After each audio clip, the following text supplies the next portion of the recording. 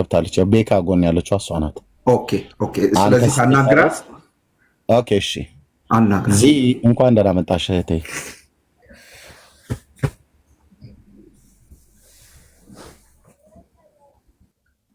እዚህ ይሰማሻል? ማነው ስሟ? ቤካ ሲጠራት ወንድም እዚህ ነው። እህታችን ኤርሚ የጠራሽ ነውና አውሪው። ሄሎ እንዴት ነሽ? እግዚአብሔር ይመስገን። ደህና ነህ ኤርሚ? ደህና ነኝ እግዚአብሔር ይመስገን። እንዴት አለ? መከታተል ከጀመርኩ ወደ 4-5 ወር ይሆነኛል እና መልእክት ህልም ይሁን ራእይ አይደል መልእክት አለ። ያ መልእክት ሳልናገር ጌታ መቀበል በቃ አልፈቀደልኝም ውስጤና ለዚህ ነው ላገኝህ ብዬ እከታተልህ ነበር። ይሄ 2 ሳምንት 3 ሳምንት አይደል እኔ የራሴን ሳላቅ ብላክ ያደረኩት ወይ ከናንተ ነው ላገኝህ አልቻልኩምና አሁን ዛሬ እድል ሳገኝ ነው የነገርኩትና ህልም ነው መስለኔ ይሁን ላንተ ምንም አሉና ለአንዳንድ ሰው ታማክር ግድ መንገር አለብሽ አለኝ። ወደ ጥፋት እየሄድኩ ነው መሰለኝ የምትመልሰኝና ግን ደውልልኝም ብዙ ነገር ማናገር ስላለ እንደዋወልና ህልሙን ብቻ ንገሪኝ እዚሁ ጌታን ልጅ አለች። ሶሪ አናግራለሁ። ምስጋና ሐሳብ ጽበል ሐሳብ ምስጋና ኦኬ። እዚህ ያለሁበት ሀገር የመጣህ ይመስለኛል። ከ5 እድሜዋ ሴት ልጅ ነች። ልጅህ ነች መሰለኝ አይደል? በጣም ብዙ ሰው ባለበት በጣም ብዙ ባለበት እኔ ወደዛ ተዘጋጅቼ ነው የሚሄድ የነበረ ይመስለኛልና ሲሄድ አንተና ልጅህ ባሉበት ልክ እንደ ፓውዛ ላይ በርቷል። አሁን እንደዛ በጣም ብዙ ነው። በጣም ብዙ ልክ እንደ ኮንፈረንስ አይደለም፣ በጣም እንደዛ ነው የሚታየኝ ህዝቡ። ከዛ በኋላ ወደዛ እየሮጥኩ እየሄድኩ ያለው አንተና ልጅህ ሴት ልጅ ነች። ከ5 በላይ ትሆናለች እድሜዋ። ኤኒዌይ ሁኔታዋ የለበሰች ሁሉ እስካሁን ይታየኛልና ሲሄድ አንተን አገኘሁ። ለምን ላይ ፓውዝ አለ። በዛ እንዴ ወይ እግዚአብሔር ዛሬ የተባረከ ቀን ነው። በጆሮዬ የምሰማ የነበርኩት በአይኔ መጣ ኤርሚ ብዬ ኤርሚ ስል እቅፍ አርቆ አንተም ልክ እንደምታቀኝ እቅፍ አርጋ አንተና ልጅህ እቅፍ አርጋችሁ ሰላምታ ሰጣችሁ ማለት ነው። ከዛ በኋላ ወዴት ነህ ስትል አይ ኮንፈረንስ ህዝቡን እያየኋል። አዎ እያየሁት ነው አልከኝና ወደዛ ነው እንዳትሄጂ ወደዛ ህዝቡ በጣም ህዝብ እንዳለ ታውቃለህ። ግን ወንድና ሴት አትለየውም። በደመና ህዝብ ተሸፍነዋል። በደመና በቃ አንተ ያለበት ብቻ ነው። እኔም ካንተ ጋር ስለተጨመርኩ ፓውዛው እኔንም ነክቶኛል ካንተ ጋር ሆኜ ማለት ነው። እና እንዳትሄጂ ወደዛ ነው መሄድ የለብሽም። አንቺ መሄድ ያለብሽ ወደ ቤትሽ ነው መመለስ ያለብሽ እንጂ ወደዛ መሄድ የለብሽም ትለኛለህ። አይ አለኝ ወደዛ ነው መሄደው ስለው ኖ ቦታሽ እዛ አይደለም ትለኛለህ ማለት ነው። ከዛ በኋላ እንደዛ ስትለኝ እሺ ብዬ ተመለስኩ ማለት ነው። ከዛ ህልሙ ከማየቴ በፊት ስላላገኘው ነው እንጂ ስለ ስዕል ቤታችን ውስጥ ያለው ብዙ ነገር ምነግርህ ነገር አለ። አሁን በዚህ መናገር ስለማልችል የሆነ ችግር ስላለብኝ ለዚህ ነው ብዙም አልናገረው። ለዚህ ነው ማግኘት የምፈልገው ክሊር ሆኜ ጌታን መቀበል ስላለብኝ ነው። እና ቦታሽ አይደለም እንደዛ ብለህ ስለ ስዕል ስታስተምር ከርመህ ነው ይሄ ህልም ማየውና ቦታሽ አይደለም ተመለሽ ትለኛለህ። እሺ ብዬ ምልስ ደስ በቃ ከዛ ወደ ደመናው ሊሄድ ስል መለስከኝ። አንተ በመገረም ህዝቡን ታየዋለህ። በቃ እንደማዘናል አይደለም በቃ ውስጥ እንደዛ ሆነ ህዝቡን የምታየው በደመና ተከበናልና ያለሁበት ሀገርም የሰይጣን ሀገር ነው። ግን ኤኒዌይ እንደዛ ሆነ ታየኛል። ከዛ በኋላ እሺ ምን ማድረግ አለብኝ ወደ ቤት ሂጂ ትለኛለህ። እሺ ብለህ ሀግሰተኝ ስትሄድክና ወደ 5 ደቂቃ ከሄድኩ በኋላ እንዴ ይሄ ሰውዬ ከዛ ከደመና መልሶኝ እንደገና ደግሞ እኔን አግኝቸው ያመመኘው የነበርኩት ኤርሚ በአይኔ አይቸው እንዴት ወደ ቤቴና እና ባርከው ልጆችን ሳልለው እንዴት ለቆኩት ብዬ ከ5 ደቂቃ በኋላ ተመልሼ መጣሁ ሐሳቤን ቀይሬ ማለት ነው። ልክ ተመልሼ ወደ 5 ደቂቃ ምናምን ወደ አንተ ስመለስ ስቲል ፓውዛው ላይ ነው ያለው ህዝቡን በመገረም እያየ ማለት ነው። ከዛ በኋላ መጥቼ ኤርሚ ያልኩት ከዚህ ቦታ ከመለስከኝ ቤቴ ሳትደርስ ካለንበት ሩቁም አይደለም ቤቴ ሳትደርስ ልጆችን ሳትባርካቸውማ አለቅህም እልሃለሁ። በቃ አንተም እሺ ነይ እንሂድ ብለኸኝ ስመለስ አላርሙ ቀሰቀሰኝና ተነሳሁ ማለት ነው።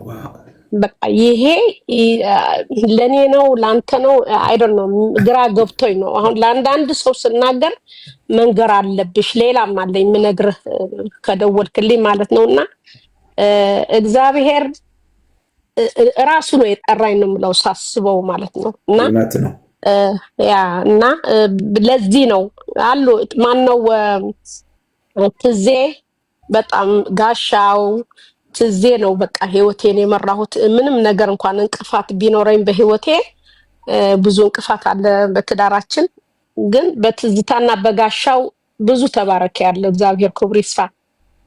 ትዝታው እግዚአብሔር ተቀበይ ብሎኝ ተቀብዬ የሆነ ነገር ያጋጠመኝ ነገር አለና ይሄ ደግሞ እንደገና አንተን በምን እንደሆነ አገኘሁ መከታተል ወደ 5-6 ወር ይሆናል ከተከታተልኩ፣ ግን ጠፋህብኝ።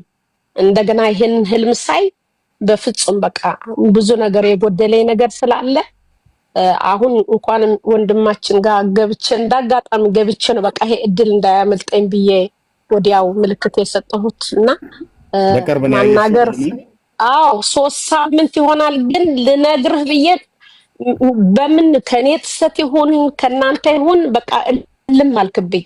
በጣም ነው መከታተል፣ ግን ዩቲዩብን ካንተን ባላገኝ በላይ በዩቲዩብ ግን ኤቭሪዴይ ነው በቃ ስተኛም ስነሳም ስራ ቤት ሆኜ አሳ ምስጋና ጓልሐምታ እና አሁን ጌታ ለመቀበል ፈልገሽ ነው? አዎ እኔ ያለኝ ሁሉን ደውልልኝና ያለኝን ሁሉ ልንገርህና እኔ በዚሁ በአንተ ቤት ይሁን በማንም በጠራኸኝ በህዝብ መካከል ጌታ መቀበል ፈልጋለሁ። ግን ብዙ ነገር ምነግርህ ነገር ስላለ ፕሊስ ኮንታክት አድርገኝ። እዚህ ያለሁበት ሀገርም የምታቅ አንድ እህታችን ቴሌፎንህም አላት፣ ግን ልክልሻለሁ ብላኝ አላከችልኝም። እፈልግሃለሁ በቃ ይሄን ዛሬ አሁን እልላለኝ ስለነገርኩ ህልም ማለት ነው። ግን በቃ ምንም ነገር ብከታተል ምን ብልም ምንም እርካታ ሊሰጠኝ አልቻለምና ይሄንን ጌታ አሳይቶኛል። ከዛ በኋላ ደግሞ አንድ ነገሮች ብዙ ነገር ያረኳቸው ነገር አለና አሁን በዚህ መናገር ስለማልችል ደውልልኝና በዚህ ባልከኝ ግን ጌታ ልቀበል ሬዲ ነኝ። እኔ በጣም ሁሉ ነገር ገብቶናል። ኦርቶዶክስ ሲባል ማለት አይደለም ሳናቅ ነው አውቀን ሳንሆን ሳናቅ ነው የምንሳሳተው። እግዚአብሔር ሁሉ ነገር የሚያደርግ እያለ ብዙ ነገር እናደርጋለን አለማወቅ ነው። አንዳንድ ሰው አለኝ ውስጥ አለኝ ምነግርህ ምንም አሁን ምንም ችግር የለብኝም። ምነግርህ ነገር ስላለኝ ነው ብዙ ነገር ስል ያለኝና የቀረኝ ደሞ አለኝ።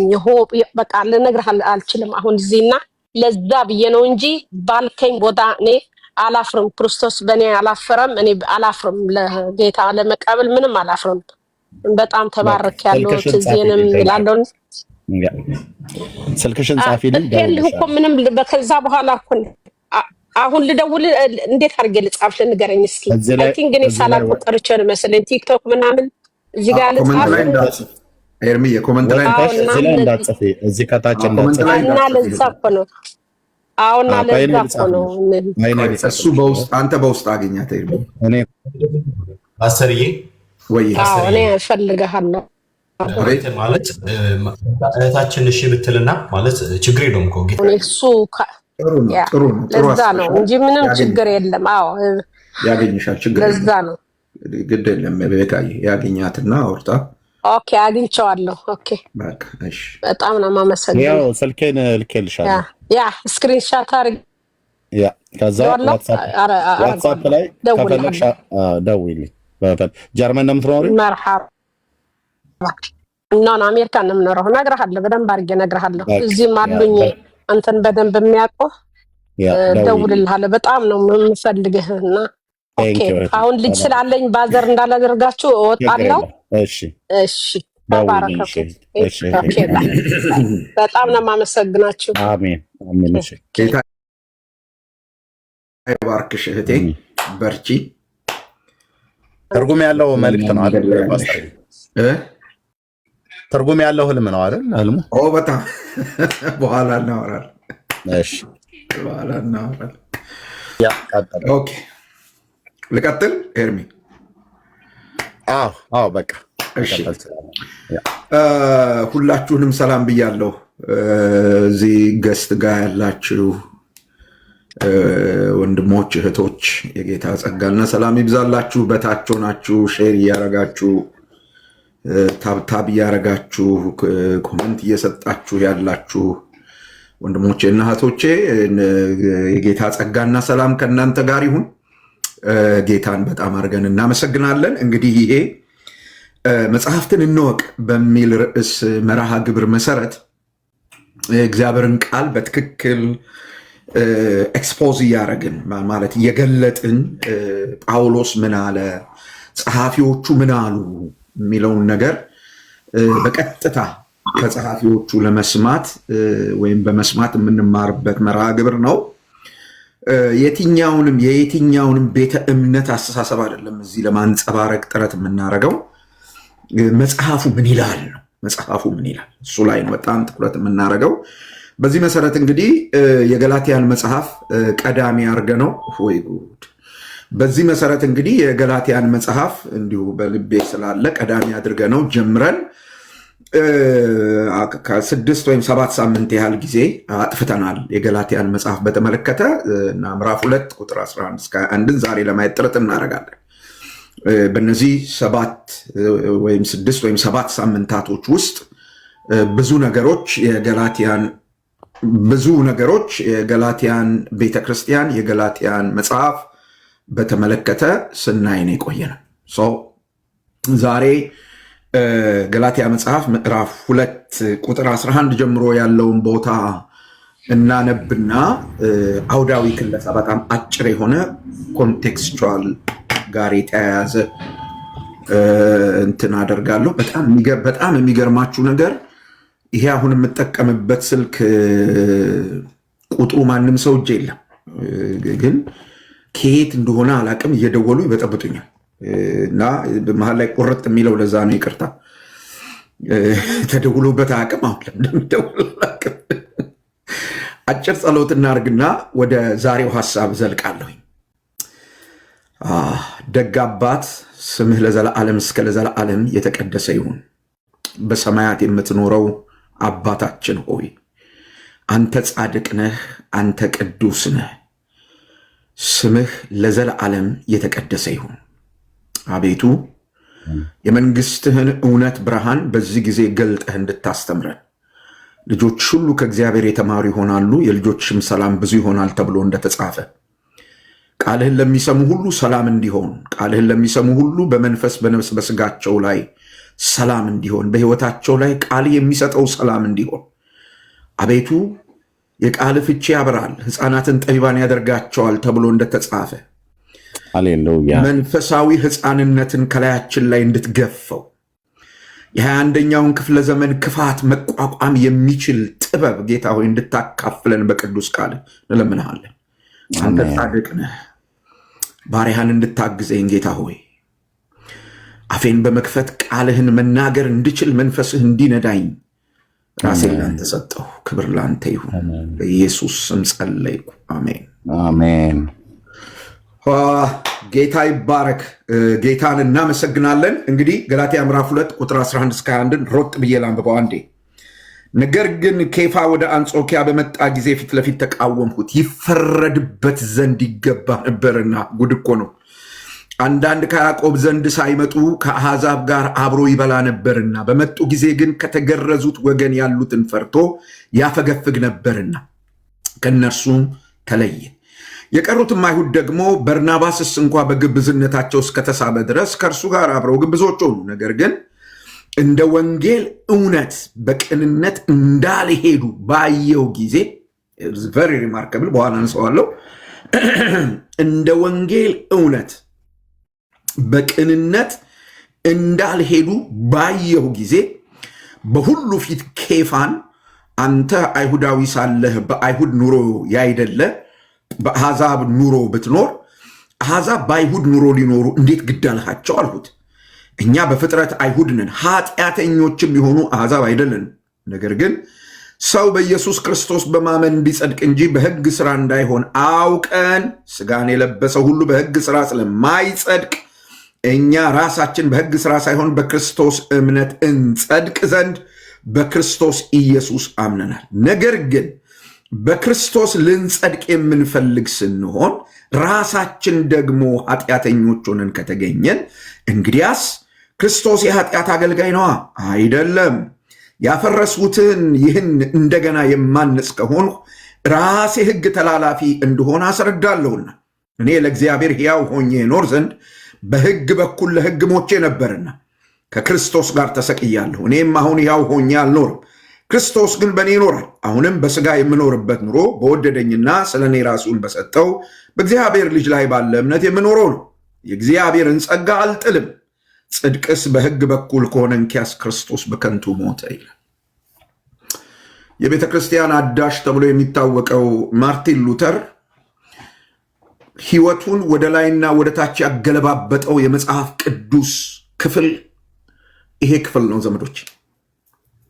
በተለይ ቁጥር 15 እና 16 ለዚህ ዛጋ መጥቼ ብዙ ነገር አወራለሁ። እንግዲህ በጥንቷ ቤተክርስቲያን ውስጥ ከተከሰቱ ክስተቶች መካከል ብዙ ነገሮች በጥንቷ ቤተክርስቲያን ውስጥ ተከስተዋል። በጥንቷ ቤተክርስቲያን ውስጥ ከተከሰቱ ነገሮች መካከል አንዱና በጣም አስፈላጊው ክስተት በዚህ በገላትያ መጽሐፍ ምዕራፍ 2 ቁጥር 11 እስከ 21 ባለው ቦታ ላይ ጳውሎስ ዘግቦታል። በጣም ጥሩ በሆነ መንገድ ማለት ነው። ምንድነው እሱ ይሄ ክስተት ያላችሁ እንደሆነ ጳውሎስ በፊት ለፊት ከጴጥሮስ ጋር ያደረገው መገዳደር ነው። የምታዩት እሱ ነው። ይህንን አውድ ስታጠኑ የምታገኙት ነገር ጳውሎስ ከጴጥሮስ ጋር ያደረገውን መገዳደር ነው። ምን ነክቶት ነው ጳውሎስ ከጴጥሮስ ጋር ጴጥሮስን ወደ መገዳደር የመጣው? ባለፈው ጊዜ እንዳየን ጴጥሮስ የበጉ ሐዋርያ ነው። በስልጣን አይበላለጡም፣ በአገልግሎት አይበላለጡም። በተልኮ ነው የሚለያዩት። ያኛው ወደ አይሁድ ተልኳል፣ ይሄኛው ወደ አሕዛብ ተልኳል የሚለውን አይተን ነበር። ስለዚህ ሐዋርያው ቅዱስ ጳውሎስ ይሄን ተግዳሮት ሲያቀርብ ለፉክክር አልነበረም። ከጴጥሮስ ጋር ለመፎካከር ሳይሆን የወንጌልን እውነት ስለመጠበቅ ነው። መጀመሪያ ጥናታችንን ስንጀምር ትዝ ይላችኋል። ገላትያ መጽሐፍ ምዕራፍ 1 ምዕራፍ 2 የወንጌልን ንጽሕና መጠበቅ የሚል ርዕስ ነው የሰጠነው። ሐዋርያው ቅዱስ ጳውሎስ በእነዚህ 2 ምዕራፎች ውስጥ ያደረገው ነገር ይሄ ነው። በሌላ ቋንቋ ምን ማለት ነው? ምካቴ እምነት ነው ያደረገው፣ ወይም ወንጌሉ እንዳይበረዝ ወንጌሉ ላይ መከላከል ነው ያደረገው። እና ይህንን መከላከል ሲያደርግ በጣም ብዙ ነገሮች አድርጓል። ባለፉት ሳምንታት አይተናል። ካደረጋቸው ነገሮች መካከል አንዱ ዛሬ የምናነሳው ስለ ወንጌል ጥብቅና የቆመበትን ወይም ወንጌሉን የተከላከለበትን ነገር ነው የምናየው። እና ሐዋርያው ቅዱስ ጳውሎስ ወንጌሉን ሲከላከል ያጸናው አንድ እውነት አለ። ሄደን የምንደርስበት ያ እውነት ምንድን ነው ካላችሁ፣ መዳን በጸጋና ክርስቶስን በማመን ብቻ፣ ደግሜ እናገራለሁ፣ መዳን በጸጋና ክርስቶስን በማመን ብቻ የሚገኝ እንጂ በሕግ ሥራ የሚገኝ እንዳልሆነ አጽንዖት ሰጥቶ ነው የተናገረው።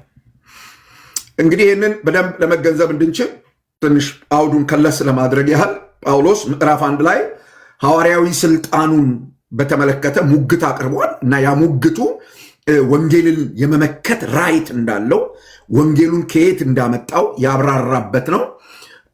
ምዕራፍ 2 ላይ ደግሞ ከቁጥር 1 እስከ 10 ባለው ቦታ ላይ እንዳየን ሐዋርያው ቅዱስ ጳውሎስ ወንጌሉን ይዞት ወደ ኢየሩሳሌም ወጥቶ ከበጉ ሐዋርያት ጋር ዋና ከሚባሉት ጋር ምዕራፍ 1 ክርስቶስ ገልጦልኝ የተቀበልኩት ያለውን ያንን ወንጌል፣ ከሰው አልተማርኩትም ያለውን ያንን ወንጌል ኢየሩሳሌም ይዞት ሄዶ ዋና የሚባሉት የኢየሩሳሌም ቤተክርስቲያን አእማድ የሚባሉ የበጉ ሐዋርያ የሚባሉ ሰዎች እሱ ከሚሰብከው እሱ ከሚያስተምረው ወንጌል ጋር ምንም ልዩነት እንደሌላቸው ቀኛቸውን እንደሰጡት አይተን ነበር።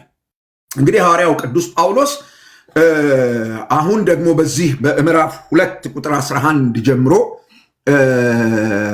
ኤርሚ አንዳንድ ሰዎችን እንድታስወጣልኝ ፈልጋለሁ። እዚህ ኃይለ ሚካኤል ምናምን የሚባል እንትና ያለው እንደዚህ አይነት ይሄ ትምህርት ብቻ ሰው በሰላም የሚማርበት የሰውን ሰላም የሚረብሹ ሰዎችን ኤርሚ በፍጹም ፋታ እንዳትሰጥ አሰናብትልኝ። እየለቀኳቸው እና ግጭት ተነስቷል። ሐዋርያው ቅዱስ ጳውሎስ ከጴጥሮስ ጋር የተጋጨውን ግጭት ነው አንስቶ የሚያሳየንና የተጋጨበት ምክንያቱ በጣም በጣም ቁጥር 14 ላይ የግጭቱን ምክንያት በግልጽ ተናግሯል። ሐዋርያው ቅዱስ ጳውሎስ ምን ብሏል? እንደ ወንጌል እውነት በቅንነት እንዳልሄዱ ባየው ጊዜ ይሄ ነበረ ቅዱስ ጳውሎስ ቅዱስ ጴጥሮስን ለመገዳደር ወይም ከጴጥሮስ ጋር ፊት ለፊት ለመጋፈጥ ምክንያት የሆነው ነገር እንደ ወንጌል እውነት በቅንነት እየሄዱ እንዳልሆነ አየው ይላል እና ይሄ እዚህ በገላትያ መጽሐፍ ምዕራፍ 2 ቁጥር 11 ጀምሮ እስከ ቁጥር 14 ድረስ ያለው ትራኬ የት እንደተከናወነ ጳውሎስ በግልጽ ነግሮናል። በአንጾኪያ የሆነ ነገር ነው። ሐዋርያው ቅዱስ ጴጥሮስ በአንጾኪያ በነበረ ጊዜ የተፈጠረ ነገር ነው። ቁጥር በቁጥር ማየት ተገቢ ስለሚሆን እሱን ላንሳ። ቁጥር 11 ላይ ምን ብሎ ይናገራል? ነገር ግን ኬፋ ወደ አንጾኪያ በመጣ ጊዜ ፊት ለፊት ተቃወምኩት ይላል። ፊት ለፊት ተቃወምኩት። ለምን ትቃወመዋለህ? ለምንድነው እሱ የተቃወምከው ስትሉት ሊፈረድበት ይገባው ነበርና ብሎ አመክንዮውን ይነግራቸዋል። ሊፈረድበት ይገባ ነበር እና ሐዋርያው ቅዱስ ጴጥሮስ እንዴ ለምንድነው እሱ ይፈረድበት ዘንድ ይገባል የምትልበት ምክንያት ምንድነው እሱ ብላችሁ ስትጠይቁት ጴጥሮስ የግብዝነት ባህሪ አሳይቷል። ጴጥሮስን በደንብ ይውጣል። በዚህ ዘመን ሰዎች ትልልቅ የሆኑ አውራ ናቸው የሚባሉ መሪ ናቸው የሚባሉ ሰዎች ስህተት ሲሰሩ ለምን ይሄን ስህተት ትሰራላችሁ፣ ይሄ ነገር ልክ አይደለም ተብሎ ሙግት ሲቀርብባቸው፣ ክሪቲክስ ሲቀርብባቸው አንዳንድ ወገኖች ከፍቅራቸው የተነሳ ያን ሙግት አቅራቢውን ሰው በስድብ በቁጣ በምናምን ሊያጥረገርጉ ይነሳሉ። ይሄ ትክክል አይደለም ዘመዶች። ሐዋርያው ቅዱስ ጳውሎስ ፊት ለፊት ተግሳጽ ስለሚገባው ልገዳደረው ፊቱ ቆምኩ ይገባው ነበር ያለው ጴጥሮስ ምን አይነት ሰው ነው ያላችሁ እንደሆነ በጣም በሐዋርያቱ መካከል በጣም አስገራሚ የሆነ ሰው ነው ጴጥሮስ። አንደኛው ማቴዎስ ወንጌል ምዕራፍ 16 ላይ ሄዳችሁ ስታነቡ እንደምታገኙት ጌታችን ኢየሱስ ክርስቶስ ደቀ መዛሙርቱን ጥያቄ ጠይቋቸው ነበረ። ሰዎች ስለኔ ምን ይላሉ ወይ ማን ነው ይላሉ የሚል ጥያቄ ጠየቀ። ከዛ በኋላ ሁሉም መልስ ሰጡ። በመጨረሻ ጴጥሮስ አንድ መልስ ሰጠ። አንተ ክርስቶስ የእግዚአብሔር ልጅ ነህ ብሎ መልስ ሰጠ እና ይሄ ክርስቶስ የእግዚአብሔር ልጅ እንደሆነ አብ የገለጠለት ሐዋርያ ነው። ዝም ብሎ ሐዋርያ አይደለም። እና ይሄንን ደግሞ ያረጋገጠው ጌታችን ኢየሱስ ክርስቶስ ነው። እና አብ ክርስቶስ የእግዚአብሔር ልጅ እንደሆነ የገለጠለት ሐዋርያ ነው። በዚህ መገለጥ ላይ ጌታችን ኢየሱስ ክርስቶስ ቤተክርስቲያኔን አንጻለሁ ገነባለሁ አለና የመንግስተ ሰማይን ቁልፍ እሰጥሃለሁ አለው። ደግሞ በቃ የምታስረው ይታሰራል፣ የምትፈታው ደግሞ ይፈታል ይላል። ይሄ ማቴዎስ ወንጌል ምዕራፍ 16 የምታስረው ይታሰራል የምትፈታው የተፈታ ይሆናል የሚለው አዲስ ኪዳኑ በተጻፈበት በመጀመሪያው ቋንቋ አንተ በምድር የምታስረው ኦልሬዲ የታሰረ ነው፣ አንተ በምድር የምትፈታው ኦልሬዲ የተፈታ ነው የሚል ሐሳብ አለውና ይሄንን የሚያክል ትልቅ መንፈሳዊ መረዳት መንፈሳዊ ስልጣን የተሰጠው ሰው ነው። ይሄ ሰው ቀላል ሰው እንዳይመስላችሁ። ዮሐንስ ደግሞ እንደዘገበልን ጴጥሮስ ጌታችን ኢየሱስ ክርስቶስ ከሙታን ከተነሳ በኋላ በትንሳኤው ጊዜ አግኝቶት መንፈሳዊ ኃላፊነትን የሰጠው ሰው ነው። ትወደኛለህ፣ በዚህ ካሉት ከነዚህ ይልቅ አንተ ትወደኛለህ ብሎ ጠይቆት አወድሃለሁ ብሎ በሶስተኛው እንደወደህ አንተ ታውቃለህ ብሎ ጴጥሮስ ጌታ ኢየሱስ በጎቼን፣ ግልገሎቼን፣ ጠቦቶቼን አሰማራ ብሎ መግብ ብሎ ያሰማራው ኃላፊነት የሰጠው ትልቅ ሐዋርያ ነው። ቀላል ሐዋርያ አይደለም። ይሄ ሐዋርያ በጴንጠቆስጤ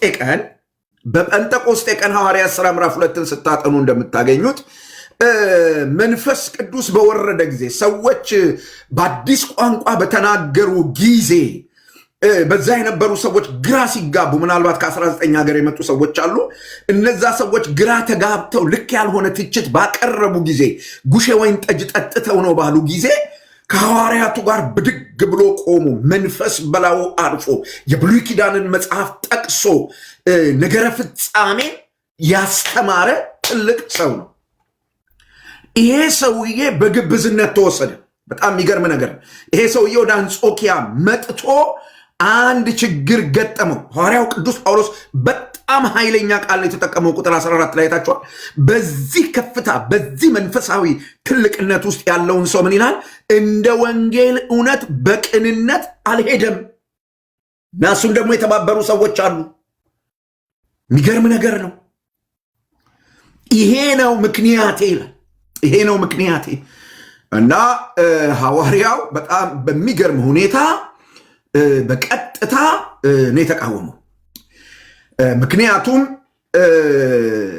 መንፈሳዊ ስልጣን አለው ማለት ጴጥሮስ ወይም መንፈሳዊ ስልጣን በሱ ላይ ተቀምጧል ማለት ያለመከሰስ ወይም ያለመጠየቅ መብት አግኝቷል ማለት አይደለም።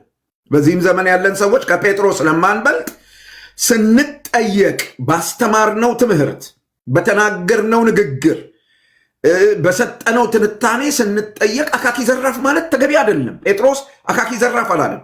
ምክንያቱስ የተቀበልነው መንፈሳዊ ስልጣን እንደ ምድራዊው የፓርላማ አባል ያለመከሰስ መብት አይደለም፣ ያለመጠየቅ መብት አይደለም። እንደሱ ማለት አይደለም። ጴጥሮስ አሁን ባሳዩዋችሁ ግዝፈት ልክ ያለ መንፈሳዊ መሪ ነው። ግን ጳውሎስ ፊት ለፊት ጠየቀው። ይህን ያደረገበት ምክንያት መንፈሳዊ መሪነት ከተጠያቂነት ውጪ አይደለም። መንፈሳዊ መሪዎች ይጠየቃሉ፣ ግን አይንጓጠጡም። this is very remarkable። መንፈሳዊ መሪዎችን አናንጓጥጣቸው፣ ግን እንጠይቃቸዋለን ስለሚሳሳቱ። መንፈሳዊ መሪዎችን አንሰድባቸው፣ ግን እንጠይቃቸዋለን ስለሚኖሩት ኑሮ፣ ስለሚያደርጉት ነገር። እንደ ወንጌል እውነት በቅንነት በማይሄዱበት ማናቸውም ጉዳይ እንደ ወንጌል እውነት በቅንነት በማይሄዱበት ማናቸውም ጉዳይ አናንጓጥጣቸውም፣ አንሰድባቸውም፣ ከፍ ዝቅ አናደርጋቸውም፣ ግን እንጠይቃቸዋለን። አቨለብል መሆን አለባቸው። ሐዋርያው ቅዱስ ጳውሎስ ጴጥሮስን በዚህ አግባብ ነበረ የጠየቀው። ለምን ካላችሁ በጴጥሮስ ላይ የተቀመጠው መንፈሳዊ ስልጣን በስህተቱ እንዳይጠየቅ ሊከላከልለት ስለማይችል ተቀብቻለሁ፣ ተለቅልቅ ያለሁ እኔ ምንትስዮ ነኝ ምናምን ነኝ የለም። ብራዘር እንደሱ የሚባል ነገር የለም። መንፈሳዊ መሪ ልትሆን ትችላለህ። እግዚአብሔር አገልግሎት ሰጥቶ ሊሆን ይችላል። መንፈሳዊ ኃላፊነት በላይ ላይ ሊቀመጥ ይችላል። የምትመራቸው የምታገለግላቸው ህዝቦች በጣም ሊወዱህ ይችላሉ። ያንተ ቲፎዞች ሊሆኑ ይችላሉ። እንደ ወንጌል እውነት በቅንነት ባልሄድክበት ጉዳይ ላይ በዛ አግባብ ባልተሰማራህበት ነገር ላይ ትጠየቃል። አትሰደብም፣ አትንጓጠጥም፣ ግን ትጠየቃለህ። ስትጠየቅ በአግባቡ መልስ መስጠት፣ መታረም ካለብህ መታረም። ጳውሎስ ጴጥሮስን ካረመው ትልቁ ጴጥሮስ ከሱ በኋላ ዳነ የተባለው ሰው ጳውሎስ ሲያርመው በትህትና መታረም ከቻለ ወንድሜና እህቴ አንተና እኔ መታረምን መልመድ በጣም አስፈላጊ ነገር ነው። ጳውሎስ በዚህ ልክ ወቀሳውን ሲያቀርብ፣ ሙግቱን ሲያቀርብ በጴጥሮስ አማካኝነት ተፈጥሮ የነበረው ችግር ምንድን ነው? እሱ ተመልከቱ። ተቃወምኩት ይፈረድበት ዘንድ ይገባው ነበር ይልና አንዳንድ ከያዕቆብ ዘንድ ሳይመጡ ከአሕዛብ ጋር አብሮ ይበላ ነበርና በመጡ ጊዜ ግን ከተገረዙት ወገን ያሉትን ፈርቶ ያፈገፈግ ነበርና ከነርሱ ተለየ። ከነርሱ ላይ ግብዝነቱ ይሄ ነበር እና በጣም የሚገርመው ነገር ጴጥሮስ ይሄንን እርምጃ ከመውሰዱ በፊት እዛ ገላትያ የነበሩ ጴጥሮስ በገላትያ ካሉ ከዳኑ አሕዛብ ጋር የነበረውን ህብረት አይተው እነሱም አብረው ከነዚህ ወገኖች ጋር ህብረት ያደርጉ የነበሩ አይሁዳውያን ነበሩ። ቨሪ ሪማርከብል አይሁዳውያን ነበሩ። ቁጥር 13 የቀሩት አይሁድ ደግሞ ይላል ከጴጥሮስ ውጭ ያሉት ማለት ነው። ከጴጥሮስ ውጭ ያሉት አምነው ድነው የነበሩ በክርስቶስ ወንጌል ልዩነትን ባጠፋው በክርስቶስ ወንጌል በአሕዛብና በአይሁድ መካከል የነበረውን የጥል ግድግዳ ባፈረሰው ወንጌል ሃሌሉያ። ኤፌሶን መጽሐፍ ምዕራፍ 2 ነው የሚነግረን። ሁለቱን ያዋሃደ በመካከል የነበረውን የጥል ግድግዳ ያፈረሰ። አቤት አቤት አቤት አቤት አቤት አቤት! እንዲህ አይነት ወንጌል ዘመዶቼ የሚገርም ወንጌል እኮ ነው። እና ይሄ እውነት አንጾኪያ ደርሶ ይሄንን እውነት ያመኑ አይሁድ ልክ እንደ ጴጥሮስ ከአሕዛብ ጋር ሲበላ አብረው እነሱም በጌታ ወንድሜ እህቴ ብለው ተቀብለው አብረው ነበሩ። ልክ ጴጥሮስ ዘወር ሲል የተክለ ማርያም ልጆች ተዉ፣ ዝም ብላችሁ ተማሩ። ልክ ጴጥሮስ ዘወር ሲል እነሱም አብረው ዘወራሉ። እና በአንጾኪያ ችግር ተፈጠረ።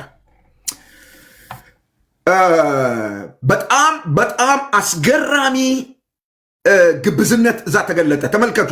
የመጀመሪያው ቁጥር 13 ይላል የቀሩት አይሁድ ደግሞ ይላል ግብዞች ሆኑ። ከዚያስ በርናባስ እንኳ በግብዝነታቸው እስከተሳበ ድረስ ከእርሱ ጋር አብረው ግብዞች ሆኑ ይላል። የሚገርም ነገር ነው። አይሁዳውያኑ ከጴጥሮስ ጋር ተገበዙ። አንድ ሰው ደግሞ በስም አንስቷል፣ ጳውሎስ። በጣም በጣም ወሳኝ የሆነ ሰው በርናባስ ይባላል ይሄ ሰውዬ። ስለዚህ ሰውዬ ትንሽ ነገር ልንገራችሁ። ጳውሎስ በጣም ይሄ በቤተ ክርስቲያን ውስጥ የመጣው ግብዝነት በርናባስን እንኳ ጠቅልሎ ወስዶታልና ሪሊ በርናባስ በዚህ ግብዝነት ሊወሰድ ይገባዋል ወይ ያላችሁ እንደሆነ ታሪኩን ስታጠኑ አይደለም። በእውነት በጣም ማቹር ያደረገ ትልቅ እውቀት ያለው ሰው ነው ስታዩት። ይህ ሰውዬ ማን ያላችሁ እንደሆነ የበርናባስ ታሪክ የሚጀምረው ሐዋርያት ሥራ ምዕራፍ 5 ላይ ነው። ሁላችሁ እንደምታስታውሱ ሐዋርያት ሥራ ምዕራፍ 4 በአንድ ልብ በአንድ ሐሳብ ሆነው ያላቸውን ሁሉ አንድ ላይ አድርገው መኖር ጀመሩ። ይሄ እዛ ኑሮ ውስጥ መሬቱን ሸጦ በሐዋርያቱ እግር ስር በታማኝነት አምጥቶ ያስቀመጠ ታማኝ ሰው ነው ይሄ በርናባስ የሚባል ሰውዬ። እሱን አይተው ነው ሐናንያና ሰጲራ እሱ በታማኝነት ሲያደርግ አይተው እነሱ ታማኝነት አጉድለው ያን ሲያደርጉ ሉቃስ ያሳየን እሱን ነው። የበርናባስን ታማኝነትና የሐናንያና የሰጲራን ታማኝነትን ማጉደልን ነው አነጻጽሮ በክርስቶስ አካል ውስጥ ያሳየን። እና ይሄ ሰውዬ እንዲህ አይነት ታማኝ ሰው ነው። አንድ ሁለተኛ ሐዋርያቱ ስሙን የለወጡት ሰው ነው። የቀድሞው ስሙ ዮሴፍ ነው የሚባለው። ኋላ ላይ ሐዋርያቱ በርናባስ አሉት። በርናባስ ማለት የመጽናናት ልጅ ማለት ነው። እና ይሄ በርናባስ የሚባል ሰውዬ ከሐዋርያቱ ጋር በጣም የቀረበ ግንኙነት የነበረው ሰው ነው። በጣም የተጠጋጋ ሰው ነው። ታማኝ ሰው ነው። የእግዚአብሔር ቃል በግልጽ እንደሚነግረን ከዚያስ በኋላ ሐዋርያው ቅዱስ ጳውሎስ ሐዋርያ ሥራ ምዕራፍ 9 ቁጥር 26-27 ሄዳችሁ ስታነቡ እንደምታገኙት ሐዋርያው ቅዱስ ጳውሎስ በክርስቶስ ኢየሱስ አምኖ ከዳነ በኋላ ወደ ኢየሩሳሌም ሲመጣ በኢየሩሳሌም የነበሩ ቅዱሳን የጳውሎስን መለወጥ የጳውሎስን መዳን በጥርጣሬ አይተው ስለነበረ ተከፍተው ሊቀበሉት ሊያስጠጉት ፈቃደኞች አልነበሩ። በርናባስ ነበረ ሄዶ ጳውሎስን አምጥቶ ቅድም እንደነገርኳችሁ ለሐዋርያቱ ቅርብ ስለነበረ ጎትቶ አምጥቶ ጳውሎስ በመንገድ ላይ ጌታ እንዴት እንደተገለጠለት፣ እንዴት እንደዳነ፣ እንዴት እንደለወጠው ጌታ ለሐዋርያቱ ምስክርነት ሰጥቶ ሐዋርያቱ ጳውሎስን እንዲቀበሉ ያደረገ። ከዛ በኋላ በጳውሎስ አገልግሎት ውስጥ ከጳውሎስ ጋር እስከ መጨረሻ የሄደ ሰው ነው። ተጣልተው ያውቃሉ። በማርቆስ ምክንያት ተጣልተው ያውቃሉ ጳውሎስና በርናባስ። ልብ በሉ፣ በርናባስ ለሐዋርያቱም ቅርብ ነው፣ ደግሞ ለጳውሎስም ቅርብ ነው። በኋላ በአገልግሎት ከእሱ ጋር ሁሉ ቀጥሏል። ይሄ ሰውዬ ለሐዋርያቱ ቅርብ የሆነ የሐዋርያቱን አስተሳሰብ የሚያውቅ ሰው ነው። ጴጥሮስን የሚያውቀው አንጾኪያ አይደለም፣ ከዛ ቀደም ያውቀዋል፣ ከዛ በፊት ያውቀዋል። የሆነ ሆኖ አሁን ጴጥሮስ በሚያደርገው ነገር በግብዝነት ተወሰደ ብሎ መጽሐፍ ይነግረናል። በጣም አስገራሚ ነገር ልንገራችሁ። በርናባስ በስጢፋኖስ ስደት ምክንያት ሐዋርያት ሥራ ምዕራፍ 11 ስታነቡ እንደምታገኙት በስጢፋኖስ ስደት ምክንያት ያመኑ አይሁዳውያን ተበተኑ እና ሲበተኑ ብዙዎቹ ወደ አይሁድ ምኩራብ እየገቡ ለአይሁድ ብቻ ወንጌል ይሰብኩ ነበር።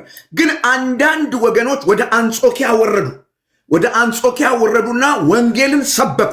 ከዛ ብዙ ሰዎች ዳኑ። ይሄ ወሬ ኢየሩሳሌም ቤተክርስቲያን ደረሰ። የኢየሩሳሌም ቤተክርስቲያን ይሄንን ነገር ስትሰማ በአንጾኪያ አምነው የዳኑ አማኞችን፣ በአንጾኪያ አምነው የዳኑ አሕዛቦችን እንዲያገለግል ወደ አንጾኪያ ላከችው። ወደ አንጾኪያ በመጣ ጊዜ የሚላችሁ ጳውሎስ እሱን ነው። ቁጥር 11 ወደ አንጾኪያ ላከችው። አንጾኪያ መጣ። አንጾኪያ መጥቶ አገለገላቸው። ልብ በሉ፣ ሲያገለግላቸው እነዚህን ከአሕዛብ ወደ ክርስትና የመጡትን ሰዎች፣ አምነው የዳኑትን ሰዎች አገልግሎቱን ተካፍለዋል። ትናንት በአገልግሎቱ ተባርከዋል። ዛሬ ደግሞ በአካሄዱ ተሰናክለዋል። እግዚአብሔር ከእንዲህ አይነት አደጋ ይጠብቃችሁ። ልቃወመው ልገዳደረው ይገባ ነበር ይላል ጳውሎስ። የጴጥሮስ ችግር የፈጠረው ዳሜጅ ቀላል እንዳይመስላችሁ። በቤተ ክርስቲያን ላይ የስህተት ትምህርት በቤተ ክርስቲያን ውስጥ የሚፈጥረው ዳሜጅ ቀላል አይደለም። በዚህ ዘመን ያለን ሰዎች ነን የስህተት ትምህርትን እያሽሞነሞንን እንደ ቀላል የምናየው። በቅዱስ ቃሉ እውነት መሰረት ግንባራችንን እንደ ቡላት ድንጋይ አጠንክረን በጽድቅ እውነት በመኖር ማን ሞግተው እኛ ነን እንጂ ለጳውሎስ በጣም ከባድ ነው። የስህተት ትምህርት በጥንቷ ቤተክርስቲያን ውስጥ ኃይለኛ ዲስትራክሽን የፈጠረው። ልብ አድርጉ።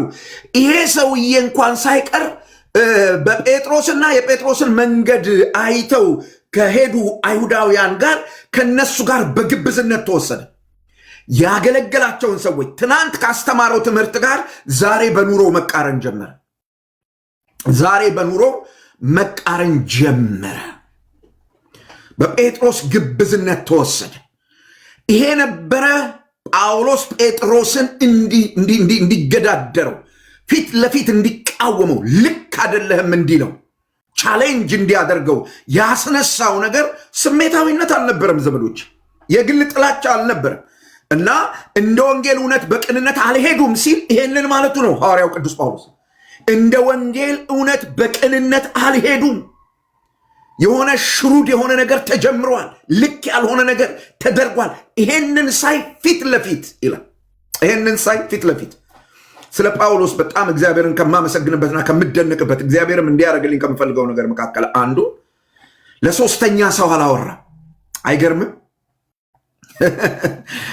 ለኢየሩሳሌም ቤተክርስቲያን ላሉ መሪዎች ለነ ዮሐንስ ለነ ያዕቆብ ወሬ አላስተላለፈም።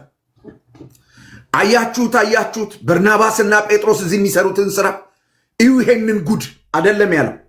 ፊት ለፊት ወንድሙን ፊት ለፊት ነው ቻሌንጅ ያደረገው። ፊት ለፊት ለምንድነው እሱ ለነዛ ሰዎች ያላስተላለፈው ካላችሁ ወሬኝነት ነው። የወንድምህን ስህተት፣ የወንድምህን ድካም፣ የወንድምሽን ስህተት ለሱ ለራሱ መንገር ካልቻልክ ለሁለተኛ ለሶስተኛ ሰው ስለዛ ሰው የምታወራ ከሆነ ወሬኛ ነህ። ወሬኛ ነው የሚኮነው። ጳውሎስ እንዲህ አይነት ሰው አልነበረም። ለራሱ ለጴጥሮስ ፊት ለፊት ነገር ልክ አይደለም፣ ራስህን ማረም አለብህ። ለምን ሲለው ይህ አካሄድህ እንደ ወንጌል እውነት በቅንነት እየተካሄደ ስላልሆነ በቤተ ክርስቲያን በአንጾኪያ ቤተ ክርስቲያን ውስጥ እየፈጠርከው ያለውን ሜስ ተመልከት። እኔ ስለ በርናባስ በጣም ይገርመኝ ነገር ልንገራችሁ። ሐዋርያት ሥራ ምዕራፍ 11 ቁጥር 24 ስለ በርናባስ ምን ብሎ ይናገራል? በመንፈስ ቅዱስ የተሞላ ሰው ነበር ይላል። አይገርምም? በመንፈስ ቅዱስ እና በእምነት የተሞላ ደግሞ ደግ ሰው ነበር ይላል። ደግነቱ ምንም አጠያቂ አይደለም። መሬቱን ሸጦ 5 ሳያስቀር አምጥቶ ቅዱሳን ጋር የሰጠ ሰው ነው። ደግነቱ በጣም አስገራሚ ደግነት ነው። 20 ብር ረድቶ ወይም 30 ብር ረድቶ ጥሩምባ የሚያስነፋ ሰው አይደለም። መሬቱን ሸጦ ወንድሞች ይኑሩበት ለወንድሞች ይከፋፈል ብሎ መስጠት የሚያስችል ደግነት ያለው ሰው እንጂ ወንድ ዘመዶች አንድ ሸሚዝ ገዝቶ ለአንድ ሰውየው ገና ሸሚዙን ሳይለብሰው ለሰው ሁሉ ስልክ እየደወለ የሚያወራ ሰው አይደለም። ደግነቱ በጣም አስገራሚ። በርናባስ በጴጥሮስ ግብዝነት የተወሰደው በርናባስ እንድታዩት የምፈልገው ነገር አለ። በደንብ ይሁ መንፈስ ቅዱስ የሞላበት ሰው ነበር ይላል መጽሐፍ። ሃሌሉያ! መንፈስ ቅዱስ የሞላበት ሰው ነበር። ዘመዶቼ መጽሐፍ ቅዱሴን ሳጠና በጣም እንትን ከሚያደርጉኝ ንግግሮች መካከል ይሄ መንፈስ ቅዱስ ሞልቶበት ነበር ምናምን በመንፈስ ቅዱስ ተሞልቶ የሚሉ ንግግሮች በጣም ነው ውስጤን እንትን የሚያደርጉት የሚነቀንቁት። ዘመዶች ዋው! በመንፈስ ቅዱስ መሞላት ሰው እስኪመሰክር ድረስ ሰው እስኪያይ ድረስ ቅዱስ ቃሉ ይህን ይመሰክርለታል። ለዚህ ሰው በመንፈስ ቅዱስ የተሞላ ሰው ነው ይላል። በጣም አይገርማችሁም? ይሄ ሰውዬ ግን በግብዝነት ተፈተነ። ዋት! ይሄ ሰውዬ በግብዝነት ተፈተነ። በግብዝነት ተሰናክሎ ወደቀ። እባክህ ኤርሚ፣ እባክህ አንድ ልክ ያልሆነ ቴክስት አያለሁኝ። ማንን? አንዲት እህቴን ሜርሲ የምትባል እህት ይሳደባሉ እዚህ። እባክህ አስወጣልኝ። ኧረ ስለ መድኃኔዓለም እባካችሁ ላገልግልበት። እንዴት አይነት ነገር ነው? ይሄ በመንፈስ ቅዱስ የተሞላ ሰውዬ ተሰናከለ። ይሄ በመንፈስ ቅዱስ ህይወቱን እንደሞላው የተመሰከረለት ሰውዬ በጴጥሮስና በአይሁድ ግብዝነት ተሰናከለ። እሺ ኦኬ፣ ስላይድ አርግ ብሎኝ ነው ቲክታክ፣ ይቅርታ። በጣም የሚገርመው ነገር የእምነት ሰው ነበረ። እምነት ነበረው አይደለም የሚለው መጽሐፉ፣ ሞልቶበት ነበር ይላል። በጣም መጽሐፍ ቅዱስ ውስጥ እምነት የሞላበት ተብሎ የተነገሩ ሰዎች የተወሰኑ ሰዎች ናቸው። እምነት የሞላበት ሰው ነበር፣ ግን በጴጥሮስ ግብዝነት ተሰናከለ። ይሄ ነበር ሐዋርያው ቅዱስ ጳውሎስ ጴጥሮስን ፊት ለፊት እንዲገዳደረው ልክ አይደለህም እንዲለው ያስነሳው ይሄ ጉዳይ ነበር። ይሄ በርናባስ የሚባል ሰውዬ ዘመዶቼ ባህሪው ብቻ እንዳይመስላችሁ፣ ይሄ ነገር ብቻ እንዳይመስላችሁ፣ በአንጾኪያ በነበረው አገልግሎት የእግዚአብሔር ቃል እንደሚነግረን ቁጥሩ ብዙ የሆነ ሰው ወደ ጌታ ተጨመረ። በጣም ብዙ ቁጥር ያለው ሰው ወደ ጌታ፣ በአገልግሎቱም የተሳካለት ሰው ነው። አይገርምም? በአገልግሎቱም እዛው አንጾኪያ ብዙዎችን ወደ ጌታ ያመጣ፣ የአንጾኪያ ቤተክርስቲያን በቁጥር ለማደጓ ሰበብ የሆነ ሰው፣ ምክንያት የሆነ ሰው፣ ጌታ የተጠቀመበት ሰው። ይሄ ሰውዬ በጴጥሮስ ግብዝነት ተወሰደ። ልብ በሉ፣ አገልጋዮች፣ መሪዎች የሚያደርጉት ነገር ምን ያህል ከባድ እንደሆነ። ጴጥሮስ ምን ስላደረገ? ጴጥሮስ ከአሕዛብ ወገን ከዳኑ አማኞች ጋር አብሮ ይበላ ነበር። ግን ከኢየሩሳሌም ሰዎች መጡ። ከኢየሩሳሌም ሰዎች መጡ። እነዚህ አይሁድንና ክርስትናን ቀላቅለው የያዙ፣ ሰው ሊድን የሚችለው ሕጉ ሲደመር መገረዝ ሲደመር ክርስቶስ ይሆናል ድህነት የሚል የሰከረ ትምህርት የያዙ ሰዎች፣ ከወንጌል ጋር በፍጹም የማይስማማ ቃል፣ ወንጌሉን ከሃይማኖት ትምህርት ጋር አዳብለው የያዙ ሰዎች መጡበት እና እነዚህን ሰዎች ሲያይ ጴጥሮስ የተቸገረው ለምንድን ነው ያላችሁኝ እንደሆነ የሐሰት አስተማሪዎችን ፈራቸው። የሐሰት አስተማሪዎችን ፈራቸው። ዛሬም ብዙ ሰዎች የሐሰት አስተማሪዎችን በጣም ይፈራሉ። እኔ ብዙ ነገር ሰማለሁ። ብዙ ሰዎች ብዙ ነገር ይሉኛል። ማለት አንተ አሁን ቲክቶክ ላይ ሄደህ እንትን ባትል እንደዚህ አይነት ሰዎች ናቸው እነሱ። እንደዚህ አይነት ዘመዶች የሚባል ነገር የለም። የሐሰት አስተማሪዎችን መፍራት ችግር ውስጥ ይከታል። ምክንያቱስ መጽሐፍ ሰውን መፍራት ወጥመድ ነው ይላል። የሚያስፈራንና የሚያስደነግጠን ሰማይን በስንዝር የለካ ውኆችን በፍኙ የሰፈረ ሃሌሉያ። ጻድቁና ቅዱሱ እግዚአብሔር ብቻ ነው ሊያስፈራን የሚገባው። ማንም ሰው ሊያስፈራን አይገባም። ግን ሰዎችን እናከብራለን። አንፈራቸውም ማለት እንዘረጥጣቸዋለን ማለት አይደለም። አንፈራቸውም ማለት እናንጓጥጣቸዋለን ማለት አይደለም። እነሱን ፈርተን ግን በወንጌል እውነት ላይ በጭራሽ የአቋም ለውጥ ልናደርግ አንችልም። ፈራ። ስለዚህ ትላንትና አብሯቸው በክርስቶስ አግኝቷቸው አብሮ ይበላ ከነበረው ወገኖች ፈቀቅ አለ። ትናንት እንደተቀበላቸው የነገራቸውን ሰዎች ዛሬ ከአይሁዳውያኑ የተነሳ ሪጀክት አደረጋቸው። ጴጥሮስ ይህንን ያደረገው ወንጌል ስለማያውቅ ነው ወይስ ለምንድን ነው ያላችሁኝ እንደሆነ ሐዋርያት ሥራ ምዕራፍ 10 እና ሐዋርያት ሥራ ምዕራፍ 15 ስታነቡ እንደምታገኙ ጴጥሮስ ወንጌል ስለማያውቅ ዕውቀት ስለጎደለው አይደለም ይሄን ያደረገው። ለምን ካላችሁ ሐዋርያት ሥራ ምዕራፍ 15 ላይ ተነስቶ የነበረውን የወንጌል ሙግት ሐዋርያት ሥራ ምዕራፍ 10 ላይ በነበረው አገልግሎት ቆርኔሌዎስ ቤት ያደረገውን አገልግሎት እና የዛን አገልግሎት ውጤት ለሐዋርያቱ በመናገር ባለፈው ሳምንት እንዳየን ያዕቆብ እኛና መንፈስ ቅዱስ ብለው ሲወስኑ አብሮ ነበር እዛ እና ወንጌሉ ምን እንደሆነ ያውቃል። የወንጌሉ እውነት ለሱ የተገለጠ ነው። ለምንድን ነው ታዲያ እነዚህን የስህተት አስተማሪዎች የፈራቸው? ጳውሎስ ምንም ነገር አልነገረንም። ለምን ይሆን? ስለማያውቅ አይደለም። እነዚህ ሰዎች ሲመጡ የሚያውቀውን የወንጌል እውነት አስጣሉት።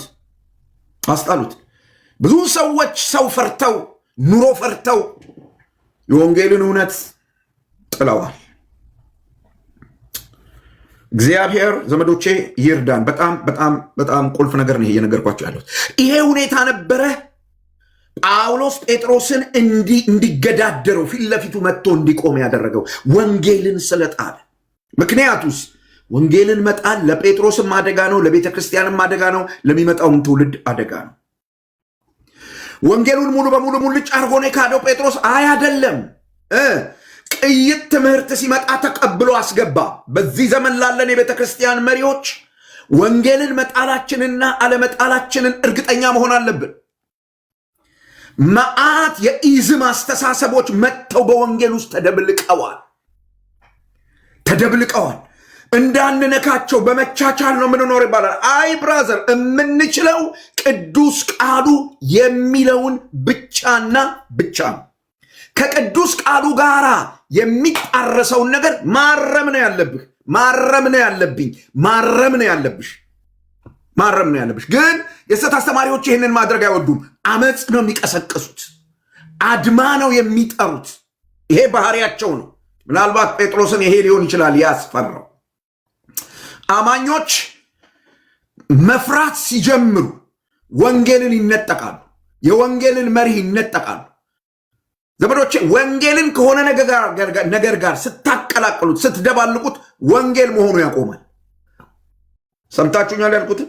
ወንጌልን ብቻውን ካላቆማችሁት የሆነ ነገር ከቀላቀላችሁበት ባህላችሁን፣ ወጋችሁን፣ የቤተ እምነታችሁን አስተሳሰብ ምናምን ስትጨምሩበት ወንጌል መሆኑ ያበቃል። ወንጌል መሆኑ ያቆማል። እና በተለይ መሪዎች የሆንን ሰዎች በዚህ ጉዳይ በጣም ማሰብ አለብን። ለምን ያላችሁ እንደሆነ የአንድ መሪ ስህተት ብዙዎችን ወደ ስህተት ይዞ ይሄዳል፣ ብዙዎችን ወደ ስህተት ይመራል። ይሄ ብቻ አይደለም፣ ግብዝነት እንደ ወረርሽኝ በሽታ ነው። ግብዝነት፣ አስመሳይነት፣ አድርባይነት በሁሉ ዘንድ ተቀባይነት ለማግኘት ፈረንጆቹ በፈረንጃፍ ቺፕ ፌም የሚሉት ማለት ነው። እሱን ለማግኘት የሚደረግ አቋም የለሽ የህይወት ስርዓት መምራት በሽታ ነው። እንደ ኮቪድ ነው፣ ይሰራጫል። በጣም ልታስቆሙት የምትችሉት በወንጌል እውነት ላይ በመቆም ነው።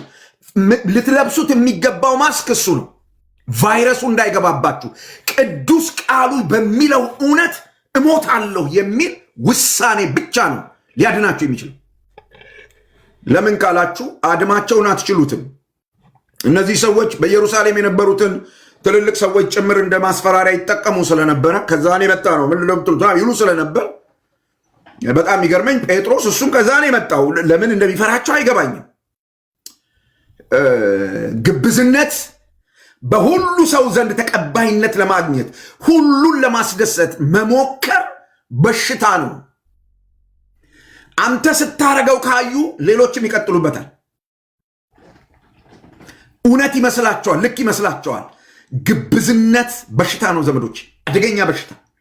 ይዛመታል፣ ቤተክርስቲያንን ይገላታል። ለዚህ ነበር ሐዋርያው ቅዱስ ጳውሎስ ፊት ለፊት መጥቶ አደገኛ ቫይረስ ወደ ቤተክርስቲያን ወደ አንጾኪያ ቤተክርስቲያን ጴጥሮስ ስላስገባ ፊት ለፊት ተቃወሙ። ለምን? ቫይረሱ መጀመሪያ መሞት ያለበት ጴጥሮስ ውስጥ ነው። ጴጥሮስ ውስጥ ካልሞተ ሌሎቹ እነ በርናባስ እና ሌሎቹ አይሁዳውያን ጋር ሊሞት አይችልም። ዛሬም መልእክቴ ይሄ ነው። የቤተ ክርስቲያን መሪዎች ነን የምንል ርቱ በሆነው አስተምህሮ ላይ ምናምን አላረለም ተቀባይነት ለማግኘት በቃ እሱ ጥሩ ሰው ለመባል ምናምን ለመባል ቀይጠን የያዝን ግብስ ሰዎች መመለስ ያስፈልገናል።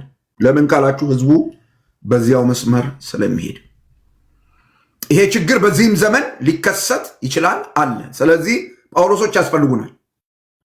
ጳውሎሶች የግድ ያስፈልጉናል። ጳውሎስ አያንጓጥጥም፣ አይሳደብም፣ ግን ይሞግታል። ግን ስተትን ንቅስ አርጎ አውጥቶ ይገስጻል፣ ያርማል። ያስፈልጉናል። እንደዚህ አይነት ሰዎች ያስፈልጉናል። ለምንድነው እሱ ማንጓጠጥ መሳደብ አስፈላጊ የማይሆነው ያላችሁኝ እንደሆነ ስድብና ማንጓጠጥ ስተትን ማረም አይደለም፣ ሌላ ስተት መፍጠር እንጂ። ስተት ደግሞ በስተት አይታረምም።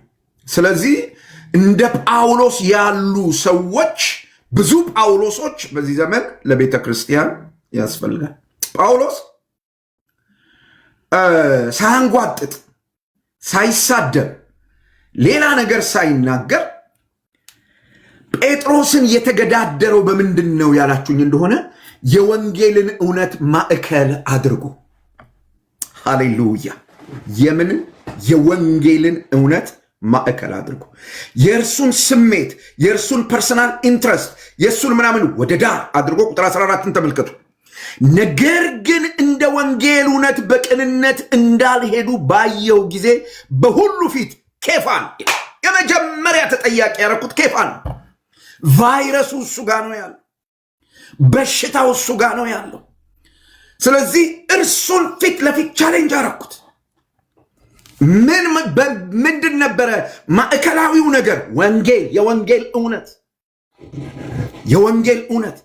የጳውሎስ ወቀሳ የሚመነጨው ከወንጌል እውነትም ለሃይማኖት ቤት ካለ ቅንዓት አይደለም፣ ላለበት ቤተ እምነት ላለበት ዲኖሚኔሽን ካለ ፍቅር አይደለም የሚመነጨው። እኔ በጣም ልንገራችሁ፣ ያላችሁበትን ዲኖሚኔሽን ወዳችሁ እንደው በሱ ፍቅር እንዲር የምትሉ ሰዎች ጣዖት እያመለካችሁ ነው። የሚያንቀጠቅጠን ነገር ካለ ወንጌል ብቻ ነው። ወንጌል ብቻ፣ ወንጌል ብቻ። ወንጌሉንም ይዘን ከሰው ጋር ጠበኛና ጦረኛ አይደለንም። ግን የወንጌል እውነት የሙግታችን፣ የክርክራችን፣ የትምህርታችን፣ የእምነታችን ሁሉ ማዕከል ማዕከል። ጳውሎስ ጴጥሮስን ሌላ ነገር አላነሳለትም። አይገርማችሁ? አንተ እኮ ድሮም ቢሆን ጌታን በሰራተኛ ፊት የካድክ ምናምን አላለውም እኮ። አይገርማችሁ? አንተ ድሮም ቢሆን እኮ ችግር አለብህ፣ ታሪክን ማላቅ መሰለ ምናምን እኮ አላለውም። በጣም እኮ የሚገርም ነገር ነው። በወንጌል እውነት ብቻ ፊት ለፊት መጣበት። ማዕከሉ የወንጌል እውነት ነበር እና ጴጥሮስ አለው አቤት እንደ ወንጌል እውነት በቅንነት እየሄድክ አይደለም። ስለዚህ ጥያቄ አለኝ አለ። ምነው ጥያቄ ሲለው አንተ አይሁዳዊ ሳለ በአይሁድ ኑሮ ያይደለ መጀመሪያውኑ አንጾኪያ መጥተህ በነበረበት ጊዜ አይሁዳዊ ነበርክ። ወንጌል ስትሰብካቸው ስታስተምራቸው አይሁዳዊ ነበርክ። እና እነዚህ ሰዎች ሳይመጡ በፊት ነበረ ከነዚህ ሰዎች ጋር የነበረህን ግንኙነት ማቋረጥ የነበረብህ። አብረሃቸው መብላት አልነበረብህም። አብረሃቸው መጸለይ አልነበረብህም። አብረሃቸው ማምለክ አልነበረብህም። አብረሃቸው ምንም ነገር ማድረግ አልነበረብህም። ለምን? እንደ አሕዛብ ልማድ አብረሃቸው መኖር አይገባህም ነበር። አይሁዳዊ ነበርክ። ይሄንን እኮ የሰበርከው ይሄንን አይሁዳዊ ማንነትህን ሰብረህ አብረሃቸው ፌሎሺፕ ያደረግከው በወንጌል ምክንያት ነው። አብረሃቸው የሆንከው እኮ በወንጌል ምክንያት ነው። ዋይ ወንጌል የጥል ግድግዳ የፈረሰበት ሁለቱን ያዋሃደ ጴጥሮስ የሰበከው ወንጌል፣ ጳውሎስ የሰበከው ወንጌል፣ የኢትዮጵያ ቤተክርስቲያን አሁን መስበክ ያለባት ወንጌል። ለኢትዮጵያ መፍትሄው ወንጌል ነው የምንለው የዘረኝነትን በሽታ የሚነቅለው ወንጌል ብቻ ስለሆነ ነው። ወንጌል ብቻ ስለሆነ ወንጌል ያልፈወሳቸው አንቂዎች፣ ወንጌል ያልፈወሳቸው ፖለቲከኞች አገር ያምሳሉ፣ ህዝብ ያስተራርዳሉ። ጨካኞች ናቸው። የስደት እንጀራቸውን ቁርጥም አርገው እየበሉ ልጆቻቸውን በስርዓት እያሳደጉ ውጣ እንጂ ጎራው ዘራፍ ይላሉ። ወንጌል አልነካቸውም። ወንጌል ሲነካቸው እንዲህ አይደሉ። በጣም በሚያሳዝን ሁኔታ ወንጌል ነክቶናል የሚሉ ሰዎችም እንዲህ አይነት ስራ ሲሰሩ ይታያሉ። አልገባችሁም? ወንጌል በወንጌል ውስጥ ጠብ የለም። ወንጌል እርቅ ነው ያለው እና ጴጥሮስ የሰራው ስራ ዋዛ እንዳይመስላችሁ። በፍጹም አብሯቸው ሊቆም ከማይችል ሰዎች ጋር፣ በፍጹም ሰላምታ ሊሰጣጣቸው ከማይችላቸው ሰዎች ጋር በአንድ ላይ እንዲበላ ያደረገው ወንጌል ነበር። ዘመዶቼ አይሁድና አሕዛብ ትዝ ይላችኋል። ዮሐንስ ወንጌል ምዕራፍ 4 ኢየሱስ ክርስቶስ በሰማርያ ማለፍ ግድ ሆነበት ይላል። ለምን ካላችሁ አይሁዳውያኑ በሰማርያ እንዳያልፉ ከላይ ወደታች ሲሄዱ ማለት ነው። በሰማርያ እንዳያልፉ ዞረው ነው የሚሄዱት፣ ዞረው እንዳይረክሱ። እሱ ግን በዚህ አለፈ እና ያቺ ሴት ገርሟት ነበረ። ውሃ ጠጪን ሲላት አንተ አይሁዳዊ ሆነ ሳለ ከኔ ከሳምራዊቱ ውሃ ትጠይቃለህ? እንዴት ያለ ነገር ነው ብላ ይጠየቀችው። ኢየሱስ ሰላም ነው። ሃሌሉያ! ዋው! ወንጌል ውስጥ ጠብ የለም። ጴጥሮስ ይሄንን ወንጌል ሰብኮ ሲያበቃ ሰው ሲመጣ አቆሙ። ስለዚህ ጥያቄ ጠይቀዋል። ሰብከህ እኮ ትኖር የነበረው ኑሮ እንደዚህ ነበረ። አንተ ያንን አምነህበት አድርገህ ኖረህ እያለ ዛሬ እንዴት እነዚህ ሰዎች የአይሁድን ኑሮ እንዲኖሩ ትጠይቃቸዋለህ? አሁን በመጣ የስተት ትምህርት አስተሳሰብ እንዲሄዱ እንዴት ታስገድዳቸዋል? ለዚህ ጥያቄ መልስ አምጣን ያለ ወንጌሉን ማዕከል አድርጎ ነው። በአሕዛብ ኑሮ ሊኖሩ እንዴት ግዳላቸው ብሎ ነው የጠየቀው። ጴጥሮስ በሌላ ቋንቋ ምን ማለት ነው? ጴጥሮስ ብቻውን ሆኖ ከዳኑ አሕዛብ ጋር በወንጌል እውነት መሰረት መኖር ይችላል። ብቻውን ሲሆን የሚያየው ሰው ከሌለ፣ የሚመለከተው ሰው ከሌለ፣ የሚፈራቸው ሰዎች ከሌሉ ችግር የለበትም። ክርስቲያን ነው፣ ችግር የለበትም። ሰዎች ከመጡ ግን የሚነቅፉት የሚመስለው፣ የሚያሳንሱት የሚመስለው፣ የሚያሳዱት የሚመስለው ሰዎች ሲመጡ ግን እጥፍ ይላል። በጣም ቀላል በሆነ መንገድ እና በጣም የሚገርመው ነገር ጴጥሮስ ከኢየሩሳሌም ሰዎች እስኪመጡ ከአሕዛብ ጋር ኖሮ ነበር። በኢትዮጵያ ቤተ ክርስቲያን ውስጥ ዘንድሮ ያየነው የዘር ፖለቲካ ከመምጣቱ በፊት ዝም ብለን በሰላም ኖረን ነበር።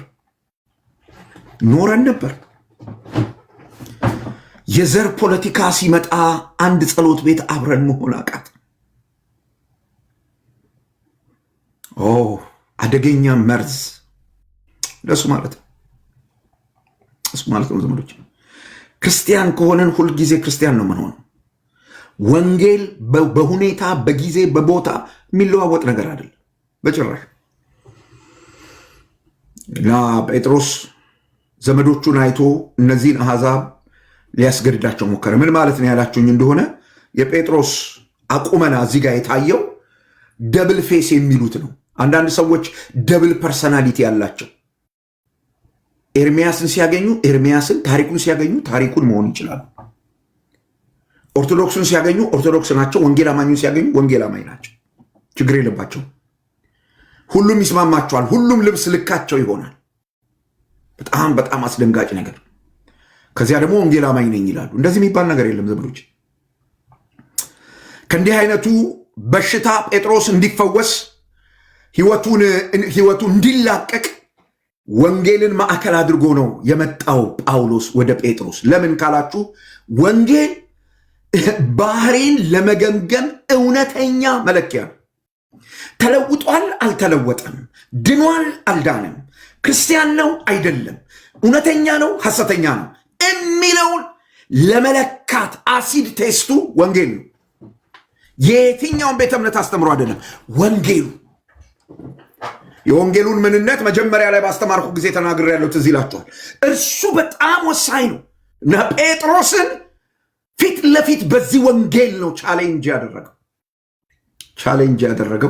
ለምን? ወንጌል ባህል አይደለም፣ ወንጌል ወግ አይደለም፣ ወንጌል የሃይማኖት ጫና አይደለም። ታዲያ ወንጌል ምንድን ነው? ወንጌል እውነት ነው። ወንጌል እውነት ነው። ስለዚህ ሰውን ሁሉ ምን ያደርገዋል? አርነት ያወጣዋል። ክብር ለኢየሱስ ይሁን። ከጥላቻ፣ ከውሸት፣ ከግብዝነት ነፃ ያወጣል ወንጌል። ሐዋርያው ቅዱስ ጳውሎስ ወደ ጴጥሮስ የወንጌልን እውነት ይዞበት የመጣበት ምክንያት ዴሊቨር ሊሆን የሚችለው በዚህ ብቻ ስለሆነ ነው። ግብዝነት ከሚባል ክፉ በሽታ ሊላቀቅ፣ ሊድን፣ ነፃ ሊወጣ የሚችለው በዚህ እውነት ብቻ፣ በወንጌሉ እውነት ብቻ። ይሄ ወንጌል ምንድን ነው? እሱ ቨሪ ሪማርከብል ቁጥር 15-16 ጳውሎስ ጴጥሮስን የሞገተበት የወንጌሉ እውነት በእምነት ብቻ መጽደቅ የሚል ዋት በእምነት ብቻ መጽደቅ። በጣም ደስ የሚል ነገር እዚህ ይናገራል። አዲስ ኪዳን ውስጥ ዘመዶቼ፣ አዲስ ኪዳን ውስጥ መጽደቅ፣ መዳን የሚባለው ነገር በጸጋና በእምነት ብቻ እንደሆነ ከተብራራባቸው የመጽሐፍ ንባባት መካከል ይሄም ገላትያ መጽሐፍ ምዕራፍ 2 ቁጥር 15-16 አንዱ ነው። የገላትያ መጽሐፍ ከምዕራፍ 1-5 ያለውን ታውቁታላችሁ።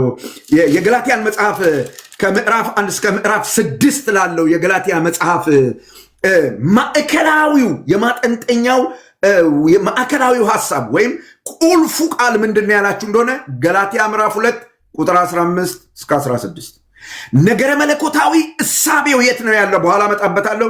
የት ነው ያላችሁ እንደሆነ ቁጥር 15-16 ወንጌሉ እዛ ጋር ነው። ላንብበው። እንደዚህ ይላል፣ እኛ በፍጥረት አይሁድ ነን ይላል ጳውሎስ። እኛ ሲል አይሁዳዊ ስለሆነ ነው። ጴጥሮስን ጨምሮ በጴጥሮስ ግብዝነት የተወሰደውን በርናባስን፣ ሌሎችን አይሁዳውያንን ጨምሮ እኛ በፍጥረት አይሁድ ነን። ዜግነት ከተነሳ በስጋ አይሁዳውያን ነን፣ ኃጢአተኞች የሆኑ አሕዛብ አይደለንም እኛ።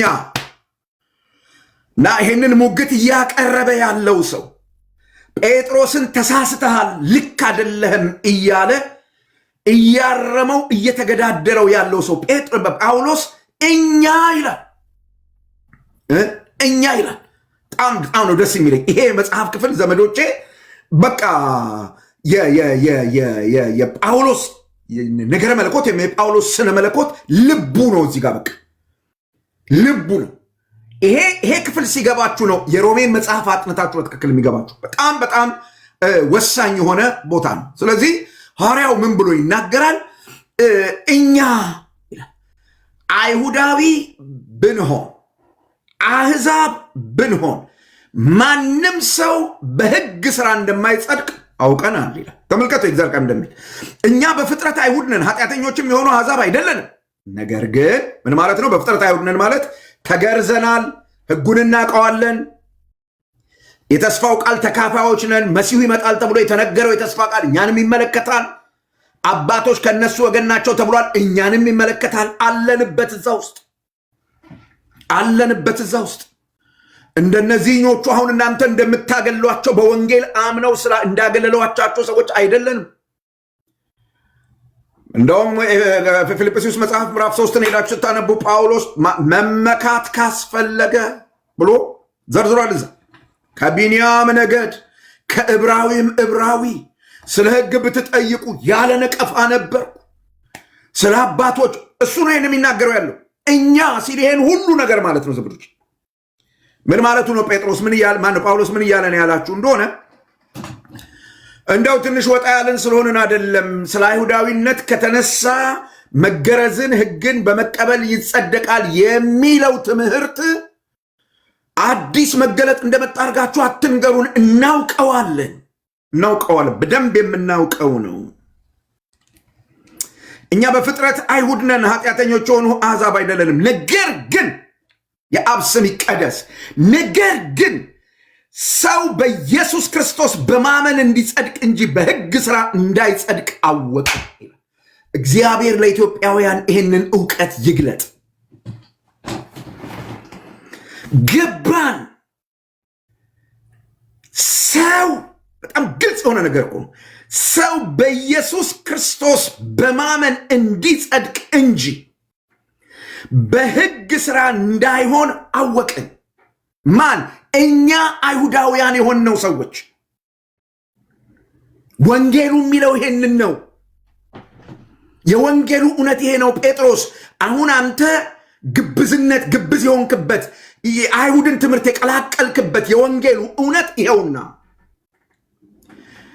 አንድ ቤተ እምነት አንድ ቤተ ክርስቲያን ወንጌልን ይሰብካል፣ ወንጌልን ያምናል፣ ወንጌልን ይናገራል የምትሉት ይሄን እውነት በድፍረት ማውራት ከቻለ ሐዋርያዊ ቅብብሎች በሱ ዘንድ አለ የምንለው ከሐዋርያው ተቀብሏል የምንለው ይሄን እውነት ካወራን ይሄ ጴጥሮስ ትምህርት ማነው? የጳውሎስ ትምህርት። ጴጥሮስን በኋላ ላይ ተፈትኖ በእነዚህ ሰዎች ተገበዘበት እንጂ ሐዋርያት ሥራ ምዕራፍ 15 ያጸደቀው ያጸናው ትምህርት ይሄ። እኛ አይሁዳውያኑ ሰው ኢየሱስን በማመን እንዲጸድቅ እንጂ በሕግ ሥራ እንደማይጸድቅ አውቀናል ይላል። በየትኛውም ዘመን ሰው በሥራ ጸድቆ አያውቅም፣ ሊጸድቅም አይችልም። ሕግ በመጠበቅ ሊጸድቅ አይችልም፣ ጸድቆ ማያውቅ። ይሄ ገባን ይላል ጳውሎስ። እግዚአብሔር ይግለጥልን ዘመዶች። ቀጥሎ ግን በጣም ኃይለኛ ነገር ይናገራል። ስጋን የለበሰ ሁሉ፣ እኛ አይሁዳውያኑ ብቻ አይደለንም፣ ስጋን የለበሰ ሁሉ። ይሄ ኢትዮጵያውያንን ያጠቃልል ይሆን?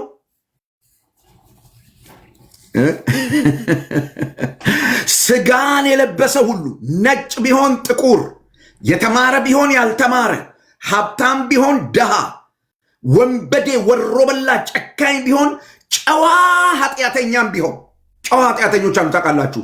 ወሮበሎች ያልሆኑ የማይጠጡ ምናምን በጣም ሞራል ያላቸው ስነ ምግባር ያላቸው ሰዎች አሉ፣ ጨዋ ኃጢአተኞች። እሱም ቢሆን ስጋን የለበሰ ሁሉ በሕግ ሥራ ስለማይጸድቅ፣ አይገርምም? በሕግ ሥራ ስለማይጸድቅ እኛ ራሳችን በሕግ ሥራ ሳይሆን በክርስቶስ እምነት እንጸድቅ ዘንድ ምንድን ነው እያለ ያለው ጳውሎስ? ለረጅም ዘመናት ተሸክመነው እየተጋጋጥንለት ይዘነው እውነት ነው ብለን ልናደርገው ስንታገል የኖርንለት ነገር ኪሳራ እንደሆነ ገባን። ስለ ሕግ ብትጠይቁ ያለ ነቀፋ ነበርኩ ብዬ የተመካሁለት እሱ ኪሳራ እንደሆነ ገባኝ። ለእኔ ብቻ አይደለም ስጋ የለበሰ ሁሉ። በሌላ ቋንቋ ምን እያለ ነው ያለው ጳውሎስ? ከእኔ ተማሩ ነው እያለ ያለው። እኔ እየተቀጣ ዝም ብለህ መከራህን አትይ። ደሃ ብልቼ ጥሩ ሰው ሆኜ ጸባዬን ለውጬ ምናምን አርጌ መከራህን አትይ። ከእኔ ተማር፣ ከእኔ በላይ ላሳር። እንደማይጠቅም ገባኝ፣ እንደማያጸድቅ ገባኝ፣ እንደማያድን ገባኝ። እኔን ብቻ አይደለም ስጋ የለበሰውን ሁሉ መልካም ስራ፣ ሕግ መጠበቅ፣ መገረዝ በፍጹም ሊያጸድቀው እንደማይችል ገባኝ። ከዛስ ምን አረክ ጳውሎስ? በክርስቶስ እምነት እንጸድቅ ዘንድ በክርስቶስ ኢየሱስ አምነናል። 4 ዋት አ ጋስፕል! ኦ ሃሌሉያ! በቃ ክርስቶስ ኢየሱስን በማመን እንጸድቅ ዘንድ ጽድቅ ማለት ምን ማለት ነው? ይሄን ቃል መተርጎም ፈልጋለሁ። ብዙ ሰዎች ጽድቅ ማለት ምን ማለት ነው ተብሎ ሲጠየቅ ብዙ ነገር ይናገራል። ጽድቅ ማለት በደንብ ስሙኝ፣ ጽድቅ ማለት ትክክለኛነት ማለት ነው። ትክክለኛነት፣ ስተት አልባነት ማለት ነው። ሃሌሉያ። ሕግ ጠብቀህ በእግዚአብሔር ፊት ስተት አልባ ልትሆን አትችልም። ጠባይ ማረሚያ ገብተህ በእግዚአብሔር ፊት ልትሆን አትችልም። ለምን ካልከኝ እግዚአብሔር የሚፈልገው ትክክለኝነት ከራሱ አንጻር ነው። ልክ እንደ ራሱ፣ ልክ እንደ እግዚአብሔር ትክክል ሆነ ማየት ነው እግዚአብሔር የሚፈልገው። ልክ እንደ ራሱ።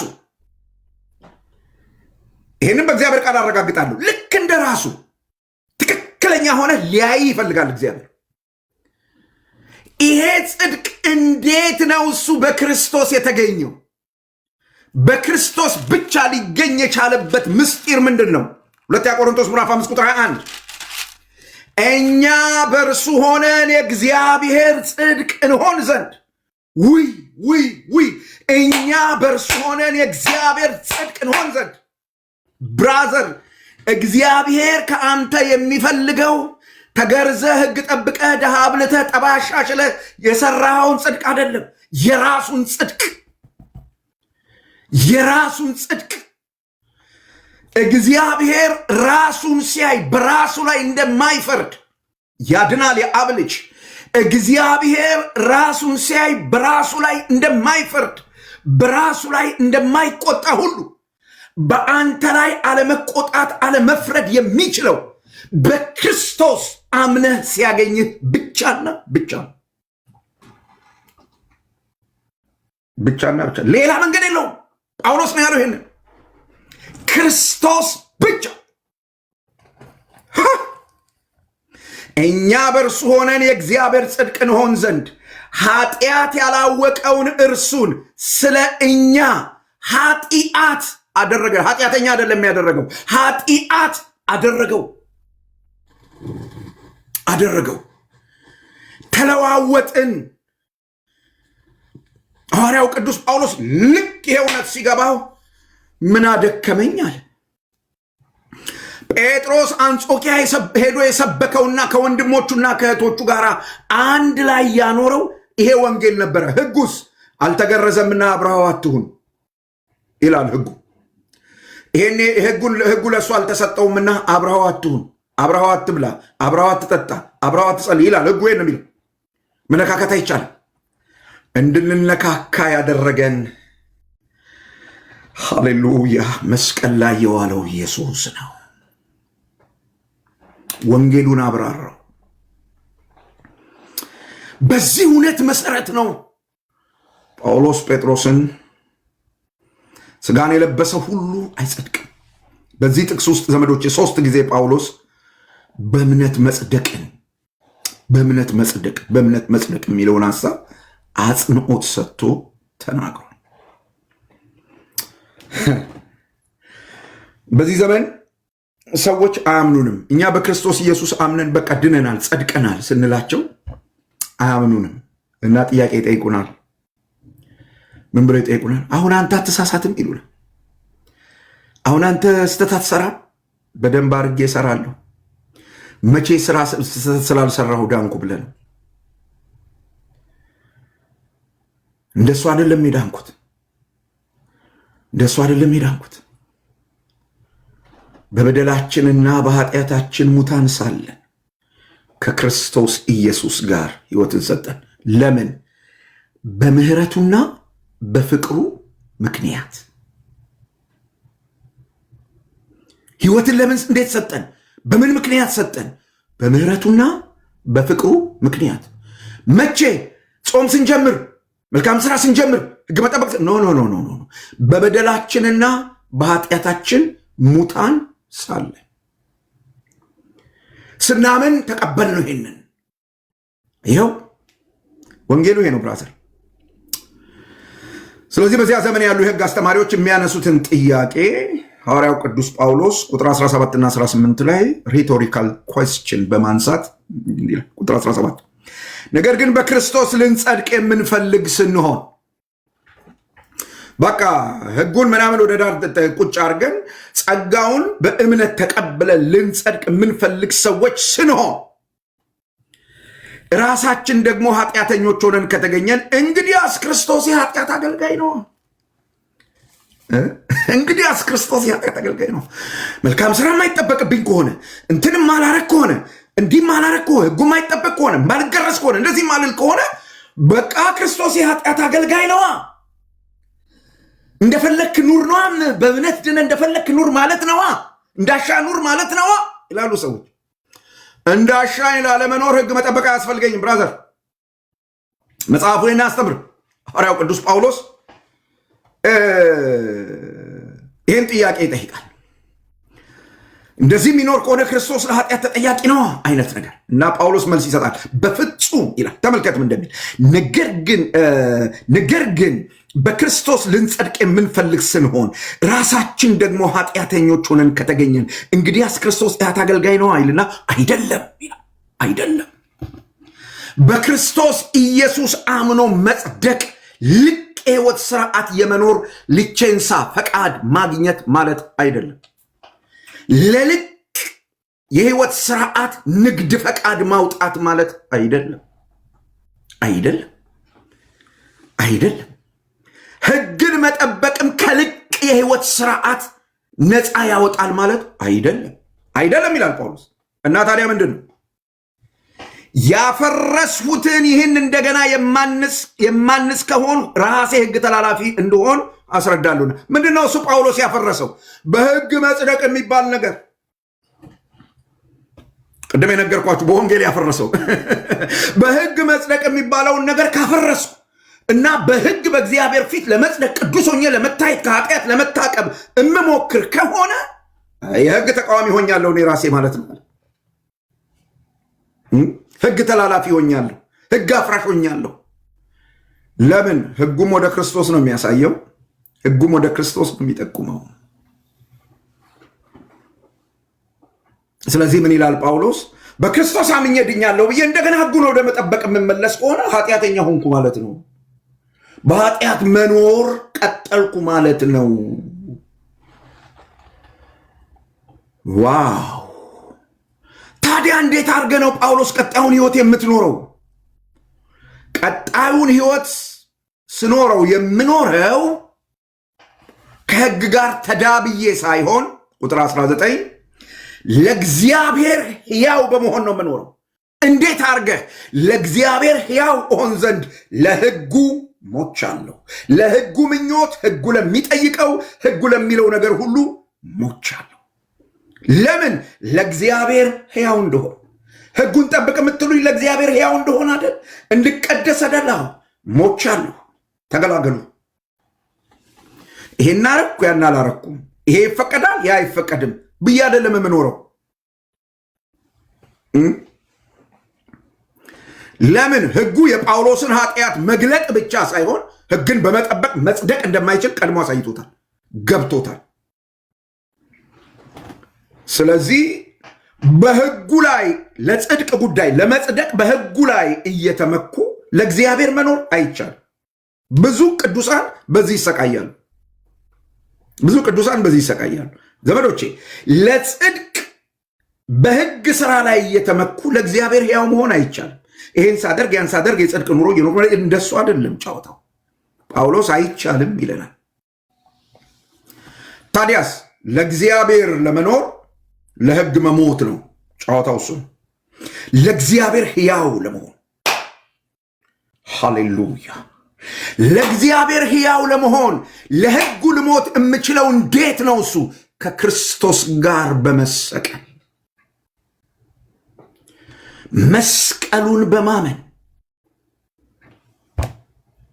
ሁለተኛ ቆሮንቶስ ምዕራፍ 5 ቁጥር 13 እና 14 እንዲህ ብሎ ይናገራል። አንዱ ስለ ሁሉ ሞተ፣ አንዱ ስለ ሁሉ ሞተ፣ እንኪያስ ሁሉ ሞቱ። ጌታን ሳምን የሆነው ነገር ይሄ ነው። ሞትኩ ብዬ ነው ያመንኩት። አንዱ ስለ ሁሉ ሞተ፣ እንኪያስ ሁሉ ሞቱ። በሱ የሚያምኑት ሁሉ ሞቱ። ለምን ሞቱ? ለሕግ። ለምን ሞቱ?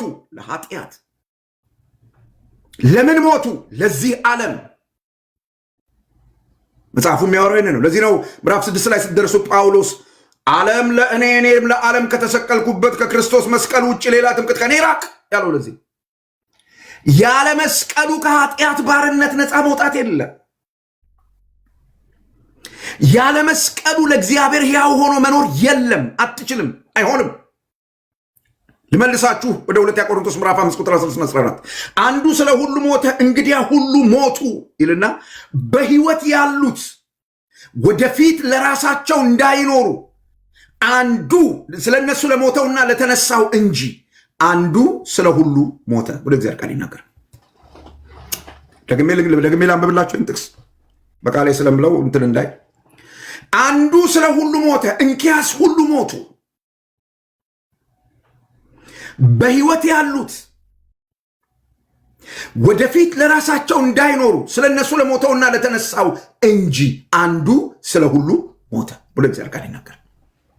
እንዴ ጌታ ኢየሱስ በመስቀል የሞተው ምን ሊያደርገኝ ነው? ኑሮ ሊያስቆመኝ፣ ለኔ ኑሮ ሊያስቆመኝ። ለምን? የኔ ኑሮ በእግዚአብሔር ፊት ጻድቅ ስለማያደርገኝ፣ የኔ ኑሮ ሁሌ ለፍርድ ስለሆነ የሚያዘጋጀኝ። እና ጳውሎስም ብሎ ይናገራል፣ ከክርስቶስ ጋር ተሰቅያለሁ። ክርስቶስ በእኔ ውስጥ ይኖራል። አሁን የምኖረው የእምነት ኑሮ ክርስቶስን ያመንኩት አምኜ ለመጽደቅ ብቻ አይደለም፣ ለመኖር፣ ለህይወት። ጻድቅ በእምነቱ በህይወት ይኖራል ተብሎ ነው የተጻፉ። ብዙ ሰዎች ለመጽደቅ ክርስቶስን አምነዋል፣ ለኑሮ ክርስቶስን አያምኑትም። ጳውሎስ ግን እንዲህ ይላል፣ ያመንኩት ወንጌል ይሄ ነው ይላል። በኃጢአት እንዳልኖር የሚያደርገኝ ህግ መጠበቄ አለመጠበቄ አይደለም። አም ዴድ ከክርስቶስ ጋር ተሰቅዬ ሞቻለሁ። ስለዚህ ክርስቶስ በእኔ ይኖራል። እንዴት? በሱ ላይ ባለኝ እምነት፣ በሱ ላይ ባለኝ እምነት። ዋው! ስለዚህ የክርስትና ህይወት በህጉ ስራ የሚመራ ሳይሆን የክርስቶስ የትንሣኤው ኃይል መገለጥ ውጤት ነው። ደግሜ እነግራችኋለሁ። የክርስትና ህይወት በእርግጥ በወንጌል አምነው የዳኑ ሰዎች በምድር ላይ የሚኖሩትን ህይወት ቅድስና በሉት፣ የጽድቅ ኑሮ በሉት፣ የፍቅር ዋቴቨር የሚያገለኝ ይሄ ሁሉ የምን ውጤት ነው ካላችሁ፣ ክርስትናን በአግባቡ ልንኖር የምንችለው የእግዚአብሔር ቃል በሮሜ መጽሐፍ ምዕራፍ 6 እንደሚነግረን ሞቱን በሚመስል ሞት ከሱ ጋር ከተባበርን፣ ትንሣኤውን በሚመስል ትንሣኤ ደግሞ ከሱ ጋር እንተባበራለን ይላል። እናስ ክርስቶስ ኢየሱስ ከሙታን እንደተነሳ በአዲስ ህይወት ለመኖር ከሱ ጋር ሃሌሉያ አስነሳን ይላል እግዚአብሔር ቃል። ወንጌሉ ይሄ ነው። ክርስቲያናዊ ኑሮው የሚፈሰው ከክርስቶስ ጋር ካለ አንድነት እንጂ ከወግ ከስርዓት ከደንብ ህግ ከመጠበቅ ከምናምን አይደል። ሐዋርያው ቅዱስ ጳውሎስ ይሄንን ሁሉ ካብራራ በኋላ ቁጥር 21 ላይ የመጨረሻውን ቁልፍ ነገር ይናገራል። አንብብ። የእግዚአብሔርን ጸጋ አልጥልም። ዋው! በዚህ ልክ ህይወት የሰጠኝን የእግዚአብሔርን ጸጋ አልጥልም። የጸደቅኩበትን የዳንኩበትን ህይወትን መኖር የጀመርኩበትን የእግዚአብሔርን ጸጋ አልጥልም። ወደ ጎን አላደርግም፣ አልጥልም። እሱ አልበቃህ ብሎኝ ህግ፣ የሰው ስራ ምናምን በመጨመር ጸጋውን ወደዛ አልጥልም። ጸጋውን ወደዛ አልገፋም። ለምን? ጳውሎስ ጽድቅ ህግን በመጠበቅ ከሆነ እንኪያስ ክርስቶስ በከንቱ ሞተ። ወንድሞቼ እናቶቼ፣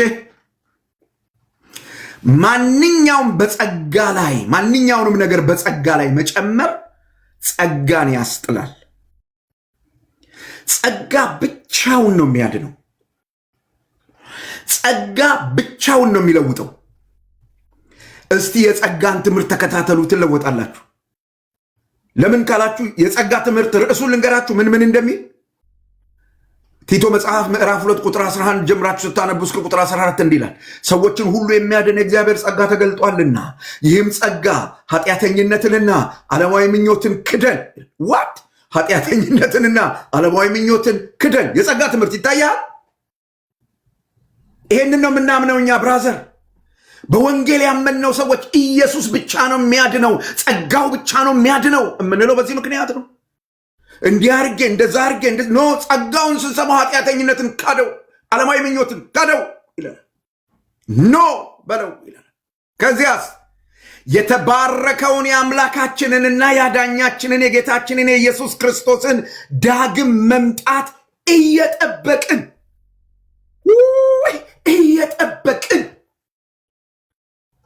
ብራዘር ዝም ብለን የሆነ አንድ ሃይማኖት ውስጥ ገብተን ዘጭ ለማለት ዘጥ ለማለት አይደለም። ሜዳን ነው የምንጠብቀው። ጌታ አለ ከጸጋው የተነሳ ጸጋው የሚነግረን ነገር አለ። ከሰማይ የሚመጣ ያዳነን አምነነው ያዳነን ንጉሳችን ሃሌሉያ ሊወስደን የሚመጣ አለ እና ምን እናርግ? ጸጋው እንዲህ ብሎ ያስተምራል። በዚህ ዘመን ወይም በአሁኑ ዘመን በጽድቅ በቅድስና እግዚአብሔርን በመምሰል እንድንኖር ያስተምረናል። የጸጋ የትምህርት ርዕሶች እነዚህ ናቸው። ጽድቅ፣ ቅድስና፣ እግዚአብሔርን መምሰል። ጸጋ የሚያስተምረው ትምህርት ነው። ዓለማዊ ምኞትንና ኃጢአትን መካድ የጸጋ ትምህርቶች። ሐዋርያው ቅዱስ ጳውሎስ ጸጋን ጥዬ በሕግ ለመጽደቅ አልሞክርም፣ አይቻልም። እውነተኛው ቅድስና በጸጋ ውስጥ ነው ያለው። እውነተኛ እግዚአብሔርን መምሰል በጸጋ ውስጥ ነው ያለው። እውነተኛ የጽድቅ ሕይወት ስርዓት ጸጋን አልጥልም። ጸጋው ላይ ምንም ነገር አልቀይጥም። በቂ ነው ጸጋው ብቻው። ያድናል የአብ ልጅ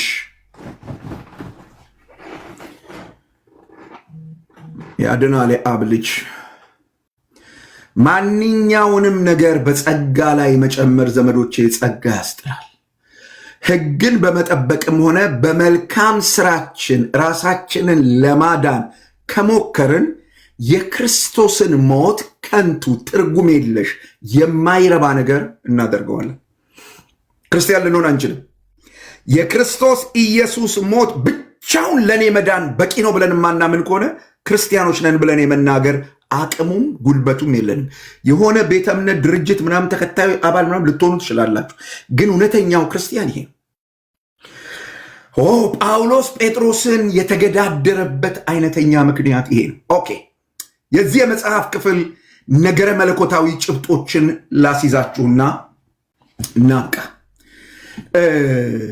ምንድነው እሱ የዚህ የሐዋርያት ሥራ ምዕራፍ 2 ነገር መለኮታዊ ጭብጡ? ብዙ ሰዎች ቴዎሎጂካል እንትን ይዘው መጥተው አናሊሲስ ሊሰጡ ይሞክራሉ አይደለም እዚህ ቲክታኩ ላይ። ስለዚህ ይህን ክፍል ይዘው መጥተው የሚሰጡትን ቴዎሎጂካል አናሊሲስ ወይም ነገረ መለኮታዊ ትንታኔ በዚህ አግባብ ልንፈትሸው ይገባል። ምንድነው እሱ? የመጀመሪያው ቁጥር 11 እስከ 14 የምናገኘው ነገረ መለኮታዊ ፋይዳ ወይም ነገረ መለኮታዊ ጭብጥ ምንድን ያለ እንደሆነ ወንጌል ጥበቃ ሊደረግለት ይገባል፣ ወይም ወንጌል ምካቴ እምነት ያስፈልጋል። ምን አገባችሁ ሚሉን ሰዎች አሉ። ወንጌልን ስንመክት ምን አገባችሁ መጽሐፍ ነው የሚያስተምረው። የመጀመሪያው ነገረ መለኮታዊ ጭብጥ ይሄ ነው። ወንጌል እንዳይበረዝ እንዳይከለስ በጨዋ ንግግር ማንንም ሳናንጓጠጥ ማንንም ሳናሽሟጠጥ ማንንም ሳንሰድም እውነቱን ይዘን መሞገት ነገረ መለኮታዊ ጭብጥ ነው። በዚህ ክፍል የምናገኘው ቁጥር 11 እስከ 14 የምናገኘው ነገር እሱ። ሁለተኛው ወንጌልን ስንመክት ሐዋርያት እንኳን ለእውነት መገዛት ስላለባቸው ነው። ምክንያታችን ይሄ ነው። ሐዋርያው ጴጥሮስ ለእውነት መገዛት ነበረበት፣ ወይም መንፈሳዊ ስልጣን ለስህተት ፈቃድ ስላልሆነ። ስለዚህ በየትኛውም ስልጣን ላይ ይቀመጡ ሰዎች በየትኛውም ስልጣን ላይ ይቀመጡ ሰዎች ለወንጌል እውነት መገዛት አለባቸው። ምን ለሚለው የወንጌል እውነት መጽደቅ በእምነት ብቻ ነው። ቁጥር 15-16 ሁለተኛው ነገር መለኮታዊ ጭብጥ ይሄ ነው። መጽደቅ ሐዋርያሁን ነቢይሁን ምንም ሁን ጴጥሮስ እንኳን ለዚህ እውነት መገዛት ነበረበት። ለዚህ ነው ጳውሎስ እንትን ያለው ብራዘር ለዚህ አታስፈራሩንም፣ ከዚህ እውነት ጋር ከተጋጫችሁ እንሞግታለን፣ ልክ አይደላችሁ። መጽደቅ በእምነት ብቻ ነው። ቁጥር 15-16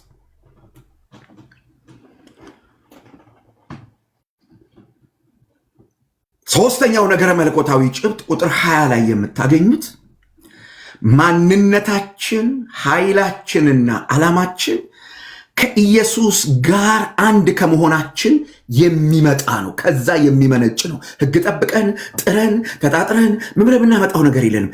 ከጌታ ኢየሱስ ሞትና ትንሣኤ ጋር በእምነት ካለን ህብረት ማንነታችን ከዛ ይቀዳል። መንፈሳዊ አቅማችን፣ መንፈሳዊ ኃይላችን፣ ቅድስናችን፣ የጽድቅ ኑሯችን ከዛ ይቀዳል። የምንኖርለት ዓላማ ከዛ ይቀዳል። ከዛ ይቀዳል። ቁጥር 21 የምናገኘው ነገር መለኮታዊ ጭብጥ ጸጋን ከሥራ ጋር መቀላቀል አይቻልም። 4 ነጥብ። ሕግ ሲደመር ጸጋ ይሆናል። ወንጌል የለም። እንደዚህ የሚባል ወንጌል የለም። የለም። ስህተት ነው። ይሄ ነገረ መለኮታዊ እሳቤ የእውነተኛው የክርስትና ትምህርት መሰረት ነው። ደግሞም የክርስቲያን የድህነቱ መሰረት ነው። እዚህ ላይ ነው የምንቆመው። በዚህ ላይ ነው ነገሮች እየታነጹ የሚመጡት። ይሄንን ነው ለቆሮንቶስ ሰዎች እንደ ብልሃተኛ አናጢ መሰረትን መስርቻለሁ፣ ከተመሰረተው በተቀር ሌላ መሰረት አያስፈልግም። አባቶች፣ አጎቶች፣ አክስቶች ምናምን የሚል ነገር እየጠቀስክ ምንም መሰረት ልታስቀምጥ አትችልም። ያ መሰረት ማን ነው ካልክ ክርስቶስ። አበቃ። መሰረቱም ክርስቶስ ነው እና እያንዳንዱ ሰው በዚህ መሰረት ላይ እንዴት እንደሚያንጽ ይጠንቀቅ። እንደፈለገው ሊያንጽ አይችልም። ያለው እውነት ይሄ ነው።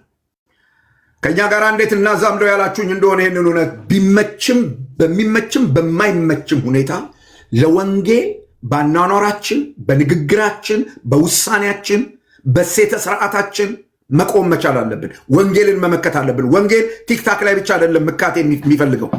ወንጌል መስሪያ ቤት በምትኖሪ ኑሮ ምካት ይፈልጋል። ወንጌል ትዳሮች ውስጥ በምትኖሪ ኑሮ ምካት ይፈልጋል። ልትጠነቀቂለት ይገባል። እንዳይበረዝ፣ እንዳይከለስ ከወንጌል የመነጨ የህይወት ስርዓት ያስፈልጋል። በስራ ቦታችን፣ በትምህርት ቤታችን፣ በትዳራችን፣ በማህበራዊ ግንኙነታችን ውስጥ ማለት ነው።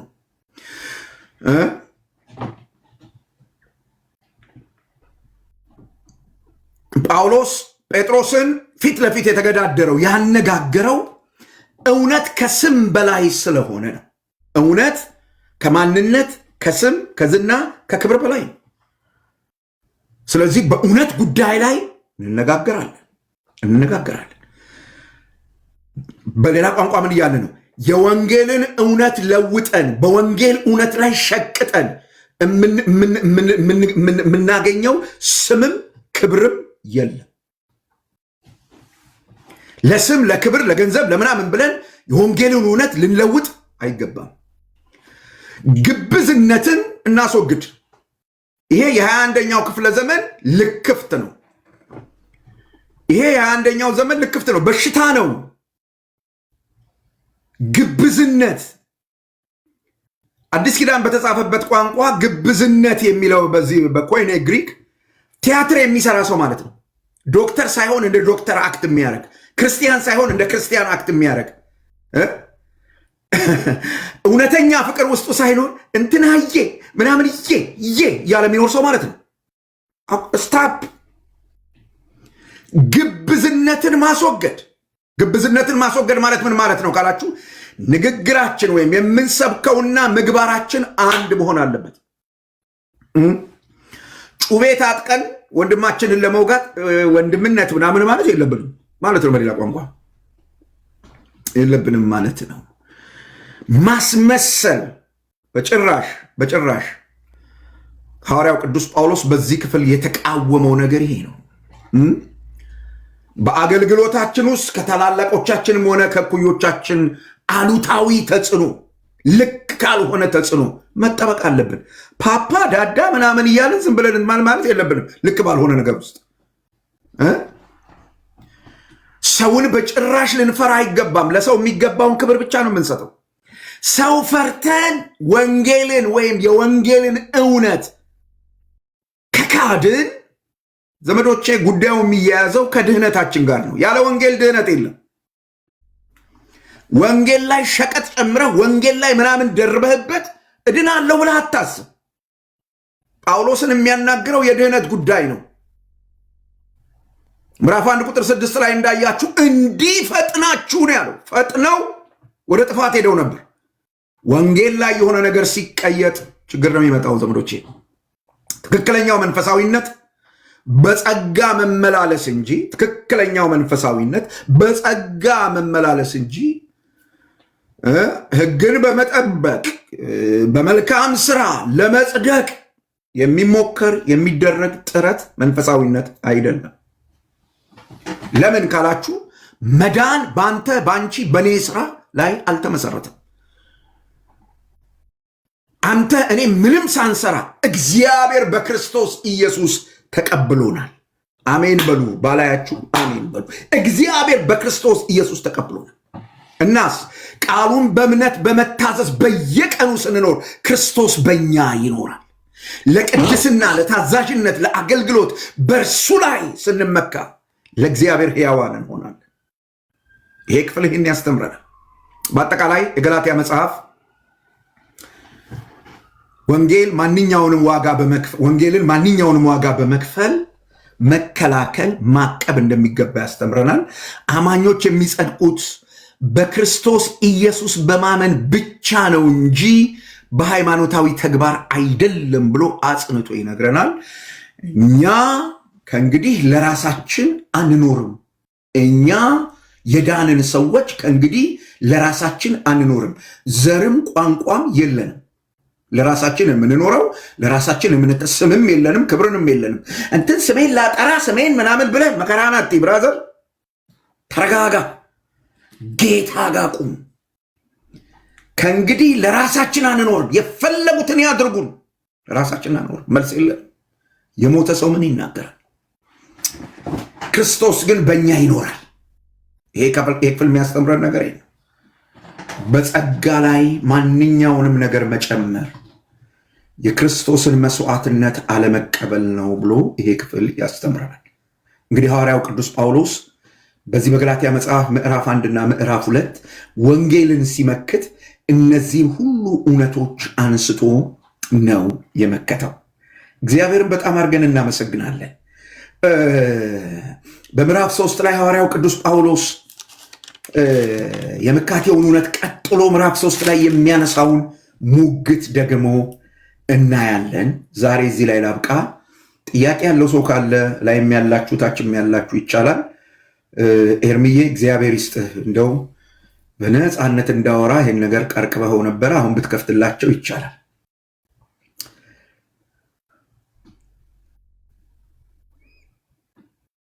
ኤርሚ ተባረክ።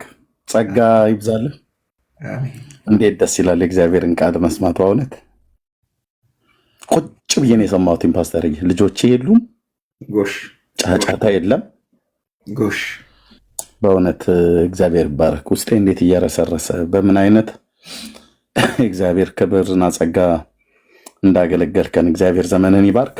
አሜን አሜን። ከልጅነቴም ጌታን ካወቅኩበት ጊዜ ጀምሮ ሰማህ የነበረ የተባረከ እግዚአብሔር ሰው ነህ። በአንተ ላይ ስላስቀመጠው የመጋቢነት ጸጋ እግዚአብሔር ዘመንን ይባርክ። ደግሞ እንደዚህ አድጌም አሁን በእድሜም ደግሞ እንደዚህ ስላገኘው ጌታን እጅግ አድርጌ አመሰግናለሁ። በእውነት በካሴት የምሰማውን ሰው አሁን ፊት ለፊት አግኝቸው እንደዚህ ሰማለሁና ለጌታ ክብር ይሁን። እግዚአብሔር ስለ ጸጋው ስለ ጸጋ ስጦታው ስለ መጥራቱ አይጸጸትም። በሰዎች ውስጥ ስላስቀመጠው የቃል መረዳት አሁን በምን አይነት እኔ አንዳንዱን ጭራሽ አላውቀውም፣ አንዳንዱን ክፍሉን ባውቀውም በዚህ አይነት አተያይ አይቼው አላውቅም ነበርና መስማት እንዴት እንደሚጠቅም ወገኖች ሁላችሁም እንደተጠቀማችሁ በጣም እርግጠኛ ነኝ። ጸጋ ይብዛላችሁ፣ ተባረኩ። ሁሉም በጥሞና እንደሰማ በጣም እርግጠኛ ነኝ። መቼም እንደዚህ አይነትን ትምህርት እንማር ተብሎ እዚህ ጋር ላይቭ ላይ ገብታችሁ ወይ ገስት ላይ ገብታችሁ ሌላ ነገር እየሰራችሁ አቴንሽናችሁ ሌላ ቦታ ላይ ልጆች ያላችሁ ካልሆነ በስተቀር ለምሳሌ ቴሌቪዥን እያያችሁ ፊልም እዛ እየሰማችሁ እዚህ ይህንንም እንሰማለን ብላችሁ ያላችሁ ሰዎች ከሆናችሁ ከሳሪዎች ናችሁ። ልጆች ግን ያለው ሰው ህፃናት ያለው ሰው ምንም ሊያደርገው አይችልም። ስራ ቦታም ላይ ያለ ሰው አቴንሽኑ ትንሽ ሊወሰድበት ይችላል። ግን ስትሰሙ በቃ ቃልህን ሊቀበሉ ከእግሮች ስር ተቀምጠዋል ብሎ እንዳለ ማለት ነው ሙሴ እና የእግዚአብሔርን ቃል በጥሞና ሊረብሽ በማይችል አይነት ሁኔታ ውስጥ ሆነን መስማትን ይብዛልን። ተባረኩ። ጥያቄ ያለው ሰው ካለ ጥያቄ ለተወሰኑ ደቂቃዎችን ሰጠና የዛሬውን መርሃ ግብር እንጨርሳለን ማለት ነው። ጥያቄ ያለው ሰው ካለ ከታች ይጻፍልና በመጀመሪያ እዚህ ገስት ላይ ያለው ሰው ካለ ጥያቄ ያለው ሰው ካለ እዚህ ገስት ላይ ያላችሁ ሰዎች ካላችሁ መጀመሪያ ጀምሩ። አዎ ጠይቁ። ገስት ላይ ያላችሁ እድል ልስጥ። ጥያቄ ያላችሁ ሰዎች ካላችሁ በተማርነው ክፍል ላይ ብቻ ማለት ነው። በተማርነው ክፍል ላይ ብቻ። ከዛ ደግሞ ከታች ያሉትን ደግሞ እንጠይቃለን።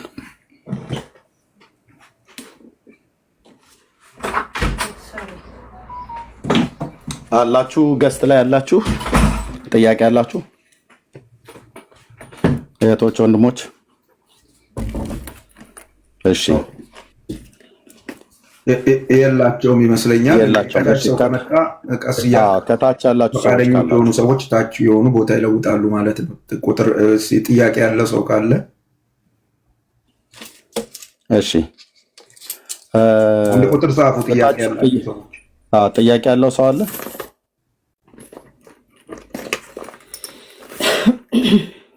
ምንም ይሄ ምን እንደዚህ ውስጥ እንደው አልገባንም ይብራራልን ብላችሁ የምትሉት ነገር ካለ በስተቀር ግልጽ የሆነ መልእክት ነው። ተከሽኖ ተፈሽኖ እንደሚባለው ኤደን የምትባል እህት አንድ ቁጥር ጽፋለች። ኦኬ ኤዱ እሺ፣ የኛው ናት። እሺ ትምጣ። ኦኬ እሺ። ሌሎች ጥያቄ ካላችሁ በገላትያ መጽሐፍት ላይ እየተማርን ያለነውን እዛ ላይ ጥያቄ ያላችሁ ሰዎች ካላችሁ መምጣት ትችላላችሁ። እሺ እህቴ ሄደን ቀጥይ።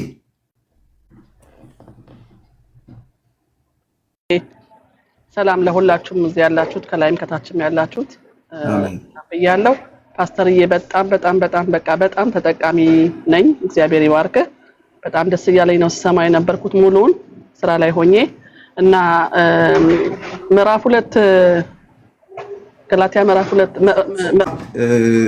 ወደ ኢየሩሳሌም ይዞት ሄዶ ነበረ። ይዞት ሲሄድ ጳውሎስ ወንጌሉን የያዘውን የወንጌል እውነት ለሐዋርያቱ ሊያሳይ ነው ሄደው። በመገረዝ ያስፈልጋል አያስፈልግም የሚለውን ነገር ለማሳየት ነው ቲቶን ይዞት ሄደው። ያልተገረዘውን ቲቶ ይዞ ሄዶ መሪዎቹ ጥያቄ አላነሱ። ይገረዝ ሳይገረዝ እንዴት ይሆናል? እንዴት የምታስተምረው ትምህርት ልክ አይደለም ብለው አልተቃወሙትም። ከዛ ይልቅ የጳውሎስን መልእክት አይተው እነሱ ከሚሰብኩት ወንጌል ምንም የተለየ ነገር ስለሌለ ቀኛቸውን ሰጡ ብሎ ነው የሚናገረው።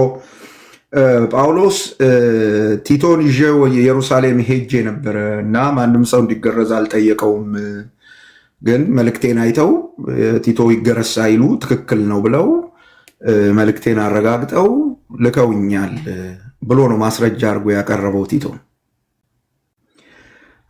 አሕዛብ ስለሆነ መገረዝ አለበት ለመዳን የሚል ነገር ዋናዎቹ አላነሱም ነው የጳውሎስ መልእክት። እነዚህ የሐሰት አስተማሪዎቹ ግን እዛም ነበሩ፣ ሞክረዋል። ግን ጳውሎስ ነው በጭራሽ ይሻላል ናቸው፣ ምክንያቱም ከወንጌል እውነት ጋር አብሮ ስለማይሄድ ብሎ ምዕራፍ 2 ላይ ቁጥር 4 እና 5 ላይ እሱን አንስቶ ይናገራል። እና ያልተገረዘበት ምክንያት በግርዘት መዳን ስለሌለ ነው። በእናቱ አይሁዳዊ ነው አይደል ፓስተርዬ? በእናቱ አይሁዳዊ ነው። አምናት ሹር በአባቱ ነው ግሪካዊ፣ በእናቱ አይሁዳዊ ነው። ግን ያልተገረዘ አሕዛብ ነበረ። በአያትህና በእናትህ ብሎ ይለዋል አይደለ? እምነት ነበረበት እኮ በአያትህ በሎይድ እና በእናትህ ጢሞቴዎስን ነው። በአያትህ በሎይድ ደግሞ በእናትህ ያለ አንተ አግኝቼዋለሁ። ጢሞቴዎስን አሁን የምናወራው ታዲያ ማን ነው? ጢሞቴዎስ እኮ ነው። ጢሞቴዎስን ነው የምናወራው። ኧረ ቲቶ ነው የምናወራው። ጳውሎስ ጢሞቴዎስን ይዞ አልወጣም ወደ ኢየሩሳሌም። ቲቶን ነው ይዞ የተገረዘው እኮ ጢሞቴዎስ ነው። አይ ሳይገረዝ ይዞት የሄደው ቲቶን ነው። ላስት ዊክ እንዳየን እና ቲቶ አልተገረዘም። እና ሙግቱ እዚህ ጳውሎስ የሚያቀርበው ማስረጃ ምንድነው? ምዕራፍ 2 ላይ መልእክቱን ይዞ ያሳያቸው ለዋናዎቹ። ቲቶን ደግሞ ደሊብሬት ነው ይዞት ሄደው። ያልተገረዘውን ቲቶን ደሊብሬት ነው ይዞት ሄደው እና ዮሐንስ እነ ጴጥሮስ እነ ያዕቆብ መልእክቱን አይተው ሐዋርያት ሥራ ምዕራፍ 15 ማለት ነው። መልእክቱን አይተው ያሉት ነገር ምንድነው? በቃ የታነቀ ነገር እንዳይበሉ፣ ደም ያለው ነገር እንዳይበሉ፣ ደም እንዳይበሉ ይሄን ብቻ ነገሯቸው አሉ እንጂ መገረዝ ለድህነት አስፈላጊ ለአለመሆኑን ማረጋገጥ ከፈለጋችሁ ዋኖቹ ጋር መልእክቴን ላሳይ ሲሄድ ቲቶን ይዤው ሄጃለሁ። ማንም ተገረዝ አላለውም። እዛ ግን የነበሩ ሐሰተኞች ሞክረው ነበር ይላል ቁጥር 3 እና 4 ያየን እንደሆነ። ነገር ግን ከኔ ጋር የነበረ ቲቶ እንኳ የግሪክ ሰው ሲሆን ይገረዝ ዘንድ ግድ አላሉትም። ማን? ዋናዎቹ እነ ጴጥሮስ እነ ዮሐንስ እነ ያዕቆብ ዋናዎቹ ግድ አላሉትም። ነገር ግን ባሪያዎች ሊያደርጉን በክርስቶስ ኢየሱስ ያለንን አርነታችንን ይሰልሉ ዘንድ ሾልከው በስውር ስለገቡ ስለ ሐሰተኞች ወንድሞች ነበር ይዤው የሄድኩት። ዋናው ማለት ነው። እሺ ይዤው የሄድኩት በዚህ ጉዳይ ነው። አንጾኪያ መጥተው እየበጠበጡ ያሉ ሰዎች ነበሩ እና ይዤው የሄድኩት በዚህ ምክንያት ነው። ግርዘት የሚባል ነገር ለድህነት እንደማያስፈልግ ራሱን ይዤው ሄጃለሁ። ነበረ ከኔ ጋር አይተውታል፣ አግኝተውታል፣ አልጠየቁትም። አሕዛብ መሆኑን ግሪካዊ መሆኑን ያውቃሉ። ለምን አላስገረዝከውም አላሉም። ስለዚህ ለመዳን ግርዘት አያስፈልግም። ኤቪደንስ ቲቶ ብሎ ነው የሚናገር ያለ። እሺ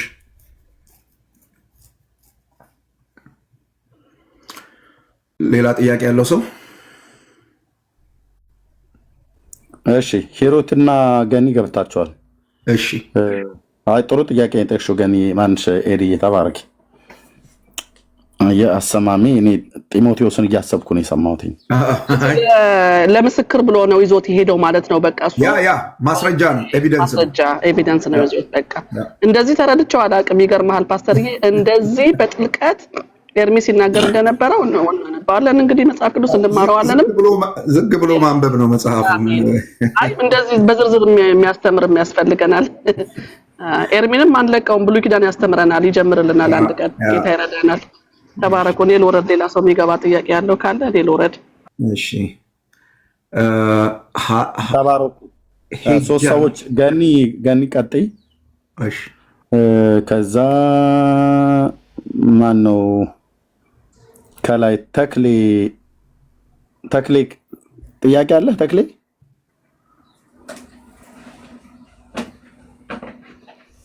አለ አለኝ አለ ተራ እየጠበቀ ነው። ከገኒ ቀጥልና ከዛ ሀጂያ ነው የምትባልም። እሺ ገኒ እና ነው እንትን ሂሩት መሰለችኝ። ማን ሀጃ? ኦኬ ሀጃ። አራት ሰዎች አሉ። እሺ ቀጥይ ገኒ። እሺ አመሰግናለሁ። ሰላም ሁላችሁንም፣ የእግዚአብሔር ሰላም ይብዛላችሁ። አሜን። የኔ ጥያቄ ምን መሰለ ፓስተርዬ፣ በዛሬው ትምህርት አይደለም ግን በዚሁ በገላትያ ትምህርት ላይ ነው። ሰነፍ ሆኜ አንድ ቀን አርፍጄ ገብቻለሁ እና እርግጠኛ ነኝ ቅድም የሆነ እንትን እንዲህ እልፍ ስትል አብራርተኸዋል ስለ ሐዋርያቶች ማለት ነው። ይህ የሐዋርያቶች አደረጃጀት 3 ነው እንላለን አይደል? ማለትም የበጉ ሐዋርያት፣ የመጀመሪያዎቹ ሐዋርያቶች እነዚህ ከክርስቶስ ኢየሱስ እግር ስር ቁጭ ብለው የተማሩት እነሱ የበጉ ሐዋርያቶች የምንላቸው ናቸው። እና ጳውሎስ የትኛው ነው የመጀመሪያው? ቅድምም ስትናገር ያው እሱ ወደ አሕዛብ የተላከ ነው እንጂ እነሱ ለአይሁዶች ነው እንጂ የበጉ ሐዋርያት ነው ስትል ሰምቻለሁ። እና በእርግጥም እሱ ሐዋርያ ነው፣ በክርስቶስ ኢየሱስ የተመረጠ ነው። ተመልሶ ደግሞ በቆሮንቶስ ያለው ቤተክርስቲያን እንደ እንትን ያቀርባል። ግን የኔ ጥያቄ ምን መሰለ፣ የአዲስ ኪዳናችንን መልእክት 13 ወይም ደግሞ 14 ጻፈ ከተባለ ዕብራውያን መልእክት በሱ ተጻፈ ከተባለ በእርግጥ ቦታውና ማን እንደጻፈው አይታወቅም።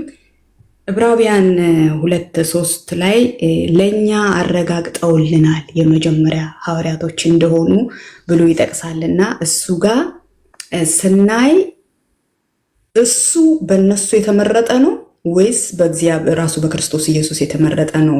ምክንያቱም የሆነ ትምህርት ላይ እነሱም እጃቸውን ሰጥተውታል፣ ስለዚህ በእነሱ የተመረጠ ነው የሚል ነገር አለ እና አንተ ደግሞ እንደዚህ ስትል ሰምቻለሁ። ትንሽ ብትገልጽልኝ ማለት ነው። የበጉ ሐዋርያት ተብለው በክርስቶስ ኢየሱስ የተጠሩ ሰዎች 12 ሰዎች ናቸው። ከ12ቱ አንዱ ፌል አድርጓል። በኋላ ሐዋርያት ሥራ ምዕራፍ 1 ላይ 2 ሰዎች ቀርበው በዕጣ አንዱ ሰው በዕጣ ከነሱ ጋር አብሮ ተቆጥሯል ብሎ መጽሐፍ ይናገራል። የበጉ ሐዋርያት የሚያደርጋቸው ነገር ምንድን ነው የሚለው እነሱ ራሳቸው ያስቀመጡት መስፈርት ኢየሱስ ክርስቶስ በዚህ ምድር በነበረ ጊዜ በወጣበትና በገባበት ከኛ ጋር አብሮ የነበረ ጌታን ያየ ሰው ብለው የስልጣናቸው ምንጭ ያደረጉት ጌታን ማየትን ነው። ጳውሎስ በነዛ ጊዜያቶች ነበረ ወይ? ከነሱ ጋር አልነበረም። በኋላ ኔዳ ነው። ሐዋርያት ሥራ ምዕራፍ 9 ላይ ኔዳ ነው። በኋላ ይዳን እንጂ ጳውሎስ ስልጣኑ ከበጉ ሐዋርያት እኩል መሆኑን ግን አረጋግጧል። ከበጉ ሐዋርያት እኩል መሆኑን ምዕራፍ 1ን ባብራራን ጊዜ በግልጽ አንስቶ ያስቀመጠው ነገር አለ። አንዱ የበጉ ሐዋርያ ከበጉ ሐዋርያት እኩል ስልጣን ያለው ሰው መሆኑን ያረጋገጠው በአንደኛ ቆሮንቶስ ምዕራፍ 15 ላይ ነው። አይቼዋለሁ ጌታን ይላል። ጌታን አይተዋል እነሱ በስጋ፣ እሱ ደግሞ አይቼዋለሁ ይላል። ለእኔ ተገልጧል።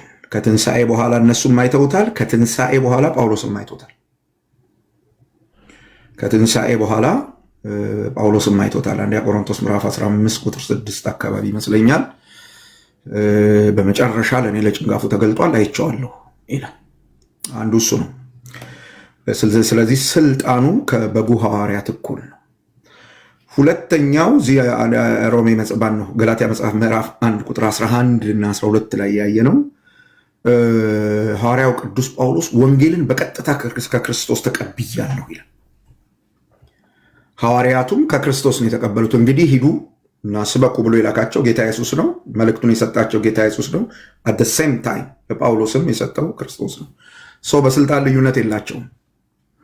ቅድም ያነሳ ነው እሱ ወደ አሕዛብ ነው የተላከው፣ ጴጥሮስ ወደ አይሁድ ነው የተላከው። አዎ ምዕራፍ 15ን የመጀመሪያውን የቤተክርስቲያን ጉባኤ ሲያዩ ጴጥሮስ ለአይሁድ ሄዶ በሰበከ ጊዜ የሰራለት እግዚአብሔር ለአሕዛብ ደግሞ እኔ በሰበኩ ጊዜ ሰርቷል ብሎ ጥሪው ለአሕዛብ መሆኑን አረጋግጧል። ወደ አሕዛብ በነበረው የ10 ዓመት የወንጌል አገልግሎት ቆይታ ምናልባት አሁን ያለችው ቤተክርስቲያን ያልሰራችውን ስራ እስኪሰራ ድረስ አንዳንዶች 4 ያደርጉታል፣ ግን 3ቱ እርግጥ የተረጋገጠ ነው። 3 የወንጌል ጉዞዎች አድርጎ ከፍተኛ የሆነ የወንጌል ስራ ሰርቷል። በስልጣን ከጴጥሮስ ከዮሐንስ ከያዕቆብ አያንስም። የተጠሩበት መንገድ ነው የተለያየው። ምዕራፍ 2ን ስታጠኚ እንደምታገኙ መልእክቴን ወስጄ ያሳየኋቸው ምንም የጨመሩት ነገር የለም ብሎ ግን ቀኝ እጃቸውን ሰጡኝ የሚለው ምንም የተሳሳተ ነገር እንደሌለ አረጋገጡ። መልእክቴን ነው እንጂ እኔን ሾሙ ማለቱ አይደለም። በጭራሽ እንደሱ የሚል ሐሳብ በአውድ ውስጥ የለም። እንደውም እሱ በግልጽ የሚናገረው ምዕራፍ 1 ላይ የምታየው እኔ ከሰው አልተማርኩም፣ በሰው ሐዋርያ አልተደረግኩም። ቁጥር 1 ላይ የሚያወራው እሱ ነው። በእግዚአብሔርና ከሙታን ባስነሳው በክርስቶስ ነው ሐዋርያ የሆንኩት ይላል። ጀስት እነሱ ዋናዎቹ እንደተደረጉት። ስለዚህ ጳውሎስን እነሱ አልሾሙትም። ከየት እንዳመጡ አላውቅም። የዕብራውያን መጽሐፍን ጠቅሰሻል አንቺ። የዕብራውያን ጸሐፊ ጳውሎስ ነው አይደለም የሚለው ዲቤተብል ነው። ስለዚህ እሱን መሰረት አድርጎ መናገር ያኛውን እርግጠኛ ባልሆኑበት ትክክል አይመስለኝም። በዚህ አግባብ ብታዩ ጥሩ ነው።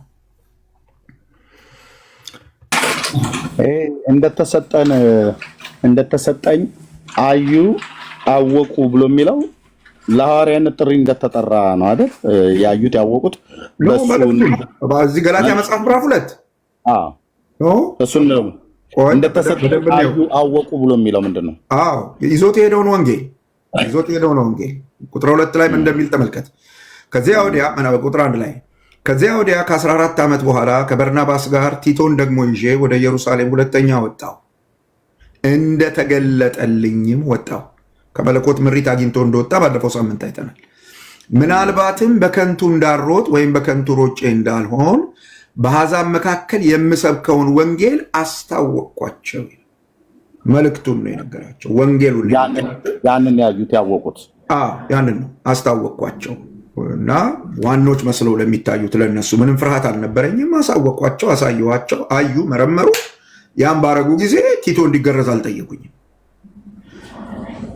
ይሄን ያረኩት መልእክቱን ይዤ ሲሄድ ቲቶን ይዤ ጭምር ነው ሄድኩት፣ ማስረጃዬ ስለሆነ። እና መጨረሻ ላይ የሆነው ነገር ቁጥር 6 ላይ የምታየው አለቆች የመሰሉት ግን በፊት ማን እንደነበሩ አይገደኝም። እኔ በዛ ጉዳይ ላይ እግዚአብሔር የሰውን ፊት አይቶ አያደላም። አለቆች የመሰሉት አንዳች እንኳ አልጨመሩልኝምና። በምኑ ላይ? በመልእክቱ ላይ። ተመልሰው ግን ጴጥሮስ ለተገረዙት የሆነውን ወንጌል አደራ እንደተሰጠው እንዲሁ ለእኔ ላልተገረዙት የሆነውን ወንጌል አደራ እንደተሰጠኝ አዩ። ምኑ? ወንጌሉ። ጴጥሮስ እጅ ላይ ያለው ወንጌል ለአይሁድ፣ ያው ወንጌል በጳውሎስ እጅ ለአሕዛብ መሆኑን አዩ። እና ጥሪውን ሳይሆን አገልግሎቱን ነው ያዩት። መልእክቱን ነው ያዩት። እና እሱ ነው ኤርምዬ። እሺ